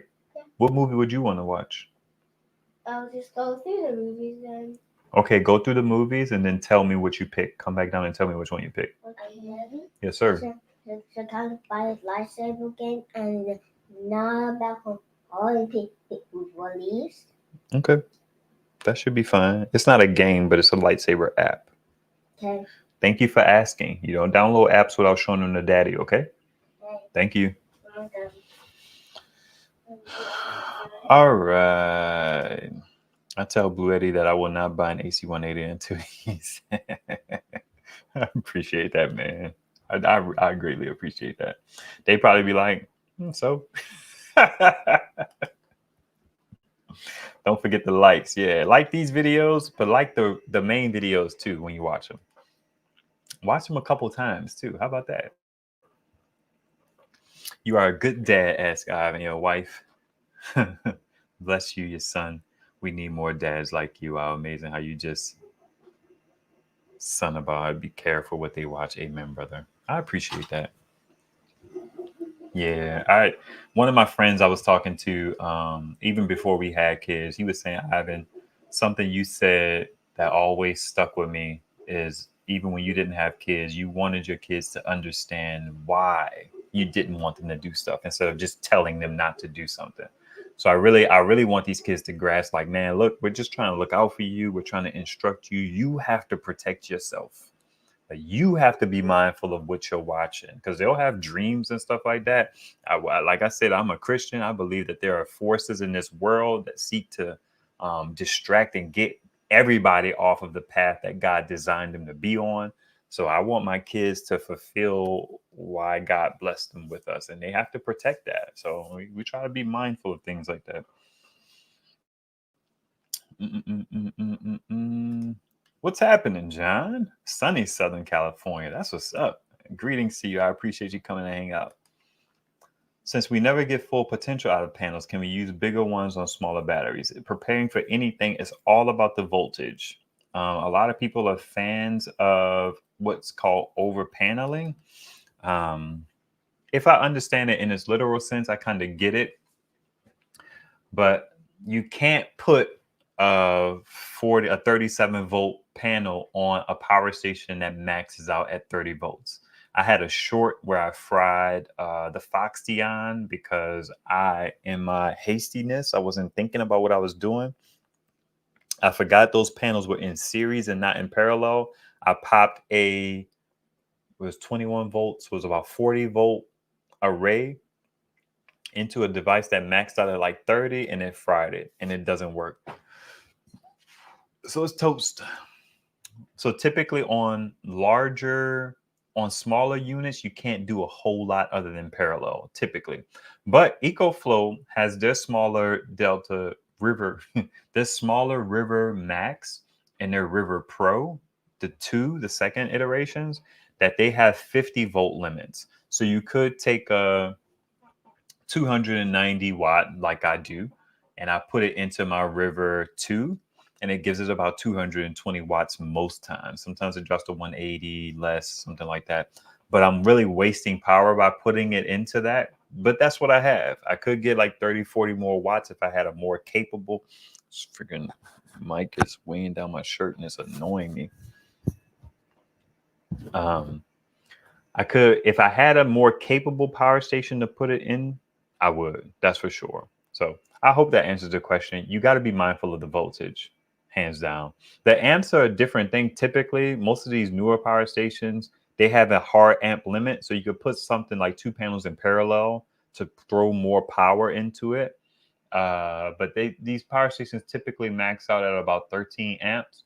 But when you start dealing with a 400 watt panel, a 300 watt panel, depending on the voltage, those things can sit at like 9 to 10 amps. I think that BougeRV panel is probably at like 11 or something like that. And then all powers, I got an all power 600 watt folding panel that I need to do a short on, and then I need to do a video on. I think its amps are like 12 or 13 or something like that. That's a 600 watt panel. So, let's see. Boom. Shout out to SetType for moderating and commenting appropriately. Even though I don't have moderator issues because I only let subscribers comment on my videos. I'm not dealing with all that stuff. These people coming in and typing the same comment 30,000 times. The new solar sun tracking mounts that are coming out allow you to get the maximum amount of solar output for your panels. Been looking into sun tracking mounts for a while. I feel like you're going to have to keep me posted. What's up? I'm gonna watch my McQueen. That's fine. Go for it. Okay. Do you see? Can you turn the big TV off, please? Thank you. Okay.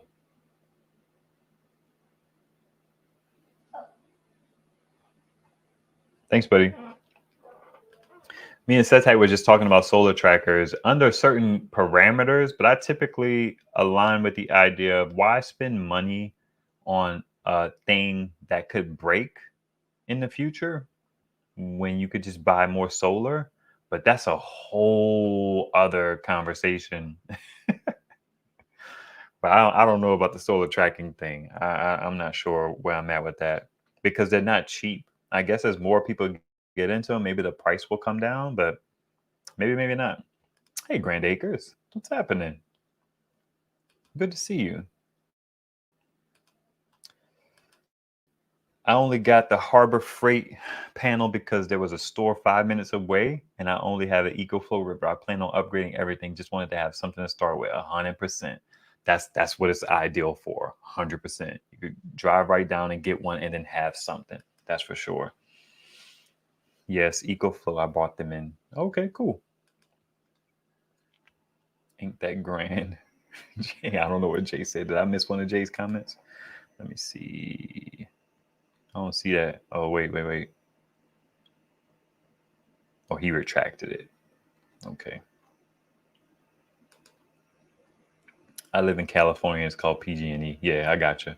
That's why it sounds familiar. PG&E has been in the news for the last few summers for that fire stuff. This is my channel. How about growing your own food, producing your own power, etc. Everything regenerative and self-sustainable. I gotcha. Okay, y'all check out Regenerative Life Wayne. What's the regenerative part? I've only heard that term with regards to animal grazing techniques. Interesting.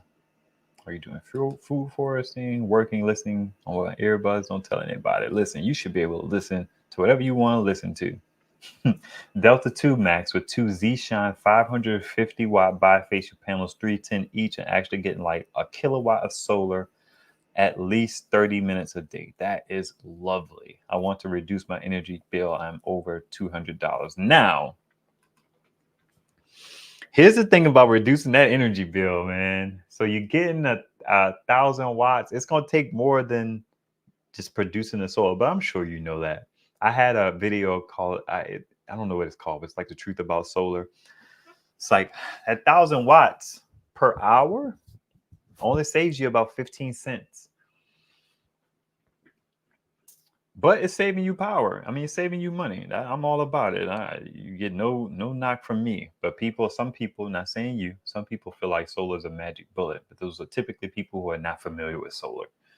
You need a good bit of solar, and it takes years to kind of get things together with that and recoup stuff. But that's a good setup there. Don't know if it has been asked before, but why don't you go? Oh, you. Feel like I answered that, right? And have it for power outages. In my country, we have unreliable. What country are you in, CMG?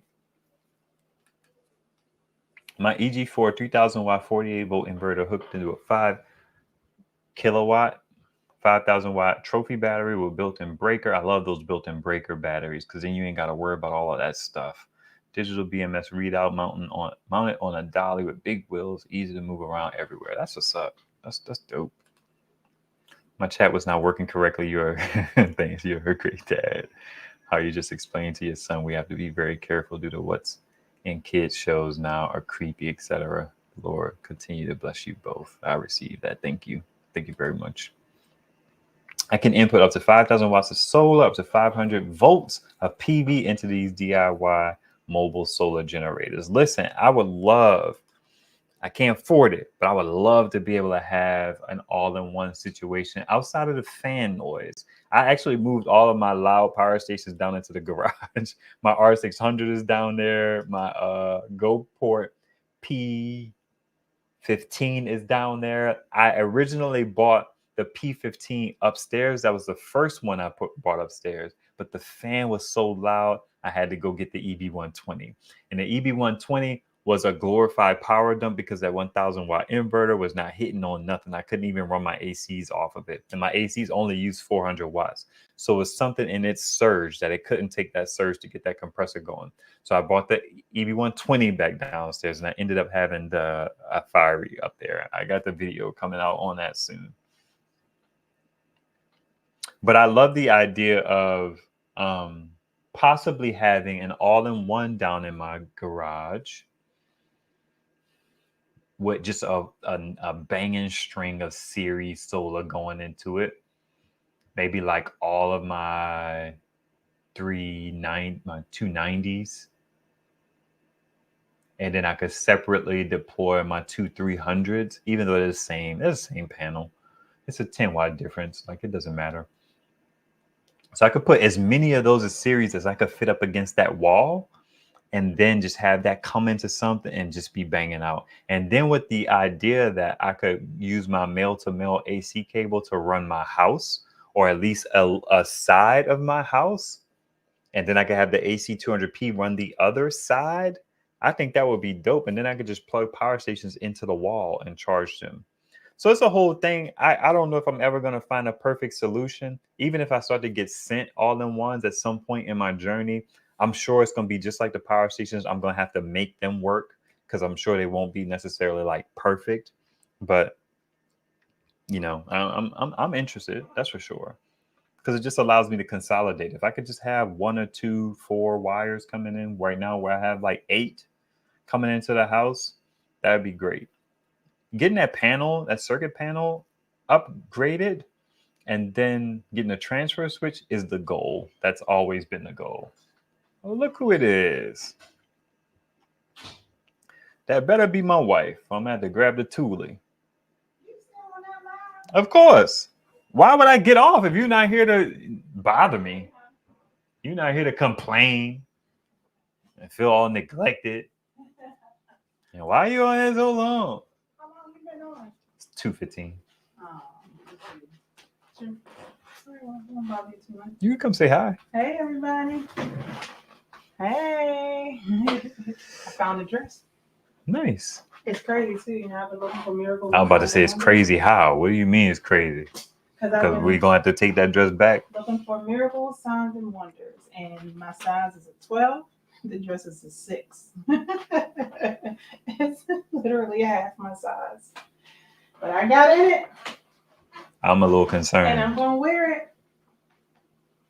It's dope. It's beautiful. It's beautiful. It is gorgeous. But is it hugging them curves, though? Absolutely not. Okay. The breast is a little bit. But there was one that was hugging my curves, and it looked good, though. It looked good. I'm sure anything that hugs anybody's curves is going to look good if they got curves. There's no doubt about that. The problem is you got your curves all out. Right, sure. I meant like it like looked classy. It didn't look sleazy. It didn't look, provocative or anything. It looked nice. It looked nice, but I didn't go with that. I went with what I had in mind. It's like fitted, and then it's like, up to here, and then it's. All right. It's dope. Okay. Forget you. Boom. Thank you. Nate called. I answered it while on the live. Oh, did you? Yeah, I feel like I just needed to touch base with him real quick. Is he calling back? Is he gonna call back? He'll try. He said he had to work. Is he all right? Is he cool? Yeah, he sounds fine. You tell him I had a dream about him? Nope. Why would I tell him that? Because I did. And he's like, oh, yeah, y'all had to hear about you. Then shut up. All right. Don't know. Okay, we did that already. We did that. We did that. We did that. We did that. They call a lot of things cooler. I like that goosebumps are called goosebumps. Oh, goose pimples. I got you. Yeah, I got you. I'm a little slow on the chat. I'm behind. I got you. Goose pimples. But they say aluminium, something like that. It takes getting used to how they say aluminum. I think I saw a video where somebody was talking about how, aluminum. Anyway, I needed enough storage capacity to run my portable stand-up ACs, my fridges, portable heaters, etc.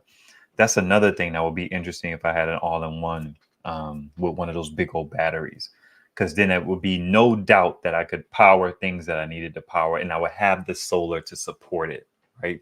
Instead of being maxed out at like 1600 watts.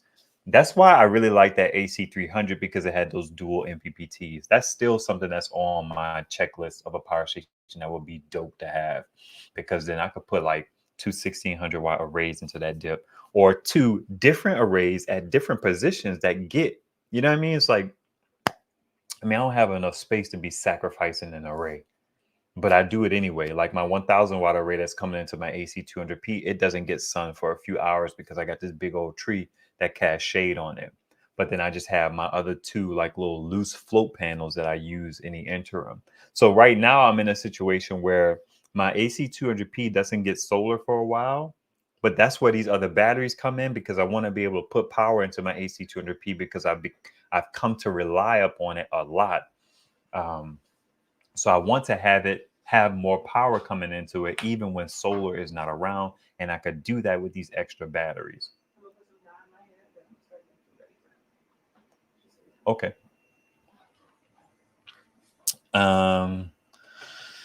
Where was I going?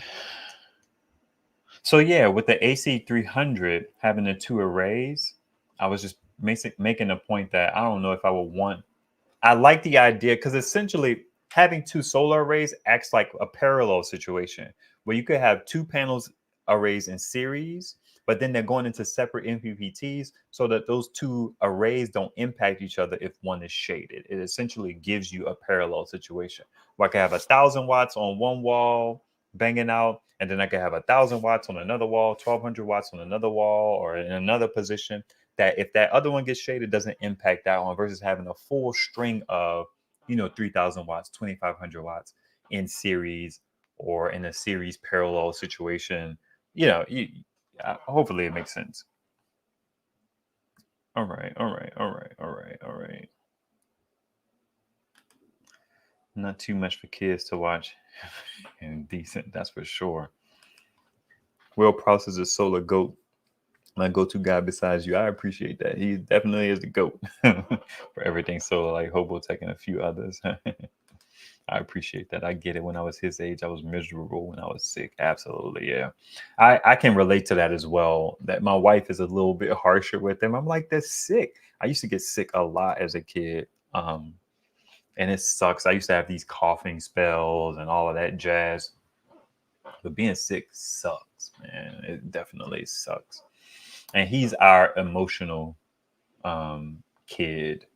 My oldest is not as, but he's our emotional one. So he feels it a little. He feels very deeply. And the thing that we have to keep in mind as parents, because we don't like that he's so whiny. He's a middle child as well. I am also a middle child.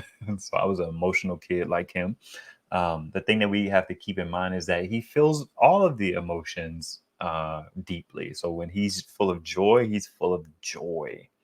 I wonder if he's going to get into the performing arts, because he's kind of into that. Like he feels those emotions, and he likes to reenact certain things. And I mean, like, none of my kids like to reenact stuff like he does.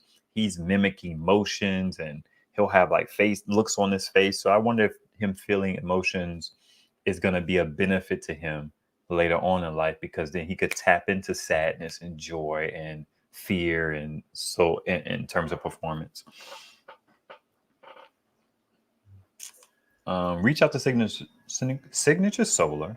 I think your channel is big enough to maybe get one of the small inverters they make, like the EG4. I have to find some contact information on that. I can't do it right now because I'm just so backed up.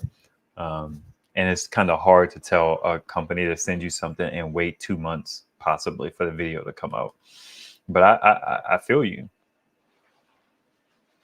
Got some Victrons from Current Connected, I think, for free, and this channel is a lot smaller. Oh, okay, maybe I'll reach out to Current Connected. So Current Connected and Signature Solar. Signature Solar. I'm used to Santan. I think I got something going on with Santan. Not anything official, but I had like applied to their affiliate program because I was looking into those panels at some time. So if I bought those panels, you guys would be closer to understanding what that process is like. And the prices are decent. I mean, if you could order 6 to 8 panels, I mean, I wanted those solar evers because I don't want big 67-inch, 72-inch, 80-inch, 200, 300 watt panels. So I wanted the newer ones that were like 68 inches and some change. for like, they were like 250, and it's like, man, I had to spend $1,000 and then 1,300. I talked about it on the live stream where I kind of went through the math a little bit and was kind of working through it. But yeah, that's a good idea. I'm gonna have to be patient. I just deleted the comment because he asked the same question twice. Thank you. I appreciate that.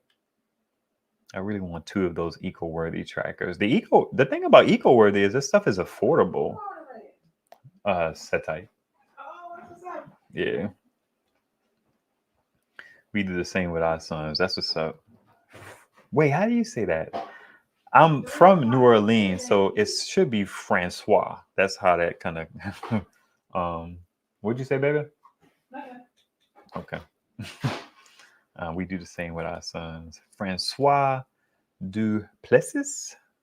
Duplessis is a name, popular name in New Orleans as well. So that's interesting. Francois and Duplessis. You should reach out to EcoWorthy. I think I tried to reach out to EcoWorthy. They had this panel that I was intrigued by. It was 100 watt, but it was intriguing. It was like a bifold little joint. I think Wayne got like a few of them. I don't know. With low power usage, you might be able to run your house even on a cloudy day. Interesting. Yeah, I don't know if I would want to put a tracker in my yard. It's another thing I have to move when I have to cut the stupid grass. Yes, lowering usage is more valuable than reducing the power. I've got 10 kilowatts of solar running everything but my AC and well pump, and my bill is still over $200. Yeah. Hopefully I can get a soft start and more battery before next summer and be more off grid. I'm sure you're going to get it done. Wayne, say hi, baby. Puerto Rico, that's what's up. You make content, OMG? I'm always intrigued by Puerto Rico. There was this other guy who made...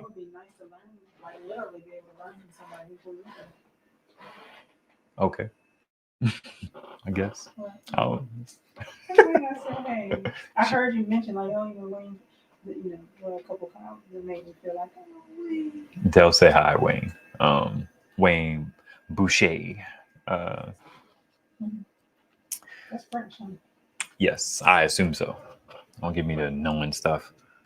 And be like, no, it's actually Polynesian of Indian descent by way of Jamaica, right? But anyway, there was this guy who made content in Puerto Rico who was interested. I'm always interested in how people who need power use power. Because it's one thing to not need power, but people who need power, they figure out ways to make it work. And Puerto Rico seemed like it's been having a rough deal the last few years with the hurricanes. And yeah, so hopefully you make content. But if you don't, you should start. Shoot.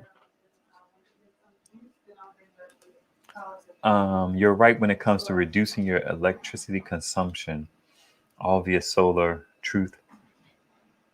Upfront cost is expensive. Trophy batteries are $1,700 to $1,800 a pop, but a good investment. They are excellent investments.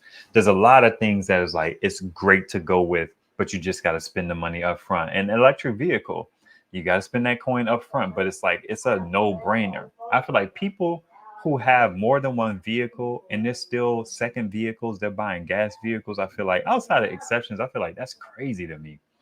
I would never, like, we had to buy a van. And like I said, you know what I mean? I would say, I don't want to keep harping on that because I'm not complaining, but we have to be very strategic with our funds because we're a single income family. But an EV is out of our price range for a van, but that would have been nice to be able to like kind of take that hit and have an electric vehicle.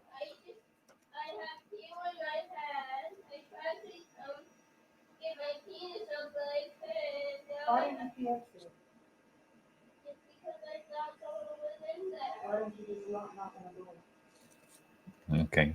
Just watching the parenting from the sideline. Thank you. As you go, what? I don't know what that means. Isn't Santan Canadian? I'm not sure what their origin is, but they have a location in the West. I had at least 6 hours of great solar energy. Now it's 243, 645 watts from solar panels. How much is your power down there, CMG, per kilowatt? I was watching a news. I watched a bunch of videos about a month ago about like the situation in Puerto Rico and how they have these goals of going green, but then the people who are tasked with doing it are kind of like dragging their feet, and it's a whole thing.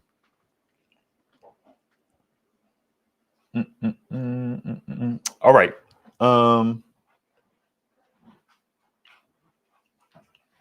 So right now at this moment, I need to order another one of these male-to-male cables. What I'm going to try soon, I think, is trying to energize my right side of my panel and kind of see what's on those switches, because I had my left side active and that didn't include my microwave, which is important. It didn't include my kids' room or the back room, which is kind of important. Just in terms of my kids' room does not use a lot of power, but if I could have my kids' room on solar, then it's like they have stuff in there that's always on, like their little wall clock, the camera that's in there. And that's really it. There's not a whole lot that's going on in any of our rooms, really. I think I did get our room on solar, which was cool, but I want to kind of test and figure out what's on that one. I don't think my garage door opener was on the left side. I think it's on the right side. I don't know if I would want to use my garage door opener because of how much power it would take to get that motor moving. And here's another thing I have to deal with is which power station would I trust to run the other leg on another male-to-male cable? The Duran has a 2 kilowatt inverter.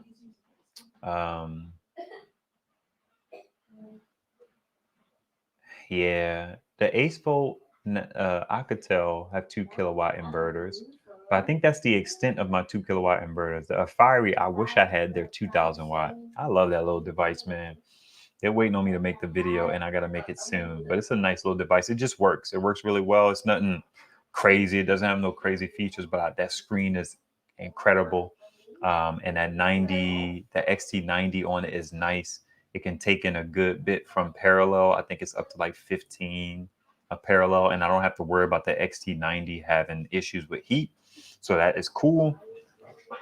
But there's also some things that come into play with my extension cords as it relates to these male-to-male cables, but that's a little more in the weeds that I don't need to be for these type of videos. If I made a separate video talking about that again, then maybe I would get into it a bit. Or it could be a good Patreon video, because it's really long-winded to discuss that kind of stuff. It's not just like, boom, I did this, I put that there, this is working, now I'm having a problem, I got to do this. It could get a little long in the weeds to explore possibilities and not just have the possibilities laid out. Does anybody have any questions before I get on out of here? Thank y'all for hanging out. I think something was weird about this particular live stream. It could also be I'm doing a live stream in the middle of the day on a Saturday, but we usually have about 40, 45 people, and we've had half that today. But the rewatches will be cool. People get a chance to enjoy the chat. I may try and put some timestamps in there. I still need to get a new camera. I've been kind of fiending for that. I like the quality of the GoPro, but the features of the DJI Osmo Action, I record all my videos for the most part with the first Osmo Action. I was recording a video maybe day before yesterday, and even though this dip has dual screens, which was nice, they don't stay on at the same time, but the new ones do. The 3 and the 4, you can have both of the screens on at the time. And I flip this around a lot, and this particular button on here, you have to press and hold it to flip it. It's a whole thing. That I would like to see a bump in my quality of my videos. The quality is nice on there. It's nice enough. I hope it would give me a nice bump. There's this girl, she makes, her name is like something Gabriel. It's a black chick. She makes content around cameras, and the camera quality looked really good on the new DJI 4. It's $400 though. And then it's like, that's $400, but then you could get a camera that will be making some compromises on for like $800, like a Sony ZV-E10. And I really don't like those cameras. I feel like they're just playing games with those cameras. Their video stabilization is trash. I mean, garbage. And they try to market them as vlogging cameras. Vlogging is where you walk around with a camera. Nothing beats these little action cameras for stabilization. The videos are so stable. And then this camera will probably cost like $329. I don't think I even paid that. I get a lot of stuff from the marketplace. There's actually an Osmo 3 on the marketplace right now, and the dude wants like $350 for it, which is crazy because they're $329 now. There was an Action 4 on the marketplace for a while for something around $300, but I wasn't compelled enough to try and scrape together money to do that. I could always kind of convince my wife to go half on a camera with me, because we make content personally on our family channel, and then she kind of has some things she's getting into. So I could always make it a little more like palatable to be like, well, okay, I got 150 if you got 150. And by you, I mean we, but us personally, along with the solar channel. But yeah, I've been looking at lights lately. I need to buy a light soon, and that's gonna be like $200-300 that I don't quite have, because the light is about $170. I'm looking at the Amarans, the Aperture Amaran 60D. It's a 60-watt light. I'm hoping that it'll work well, but I'm getting into a space where, even though I don't like returning stuff, I have to just start trying stuff out and then being willing to return it if I need to, especially because my wife, she kind of frequents Kohl's. I'm sorry, that clicking noise is these legs going together. Let me stop. She'll return stuff for me, so that's not as big a thing, but I just, something in my brain just doesn't like returning stuff. So I'm gonna buy the Amaran, but I also need to buy a soft box because the light coming off of the thing itself is not flattering. So those are about like $100. So you know what I mean? So, but I need to get a light so I can make content and not be limited to only be able to make content when the sun is kind of like just right. And then maybe a better camera would help balance the light a little bit better. I'm not sure. With these power stations and with everything I have, I make do with what I have. But at a certain point, I get to a point where I feel like, man, I wonder if I could do a little bit better if I had something a little bit better. And then it's like, well, okay, $300 for the DJI Osmo 3. But then the 4 is better. So is it worth it to spend the extra $100 to just get the 4? And then it's like, do I wait for the marketplace to have something that's appealing? Maybe I could get it for like $250. You know what I mean? So it's like, I gotta weigh all of these variables. Let's see here.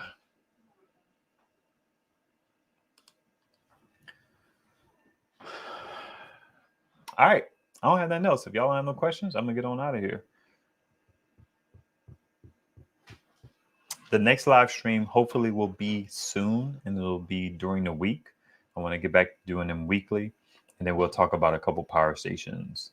I want to talk about that Anchor a little bit, that Pecron a little bit. Any power stations you guys have seen out there that you're curious about, just let me know, and then we could chop it up and kind of go through it a little bit in the live stream. And maybe I'll have some other topics during the live stream. But I'm gonna get out of here. Y'all be beautiful. I'm gonna let the stream linger a little bit because Setai asked me to.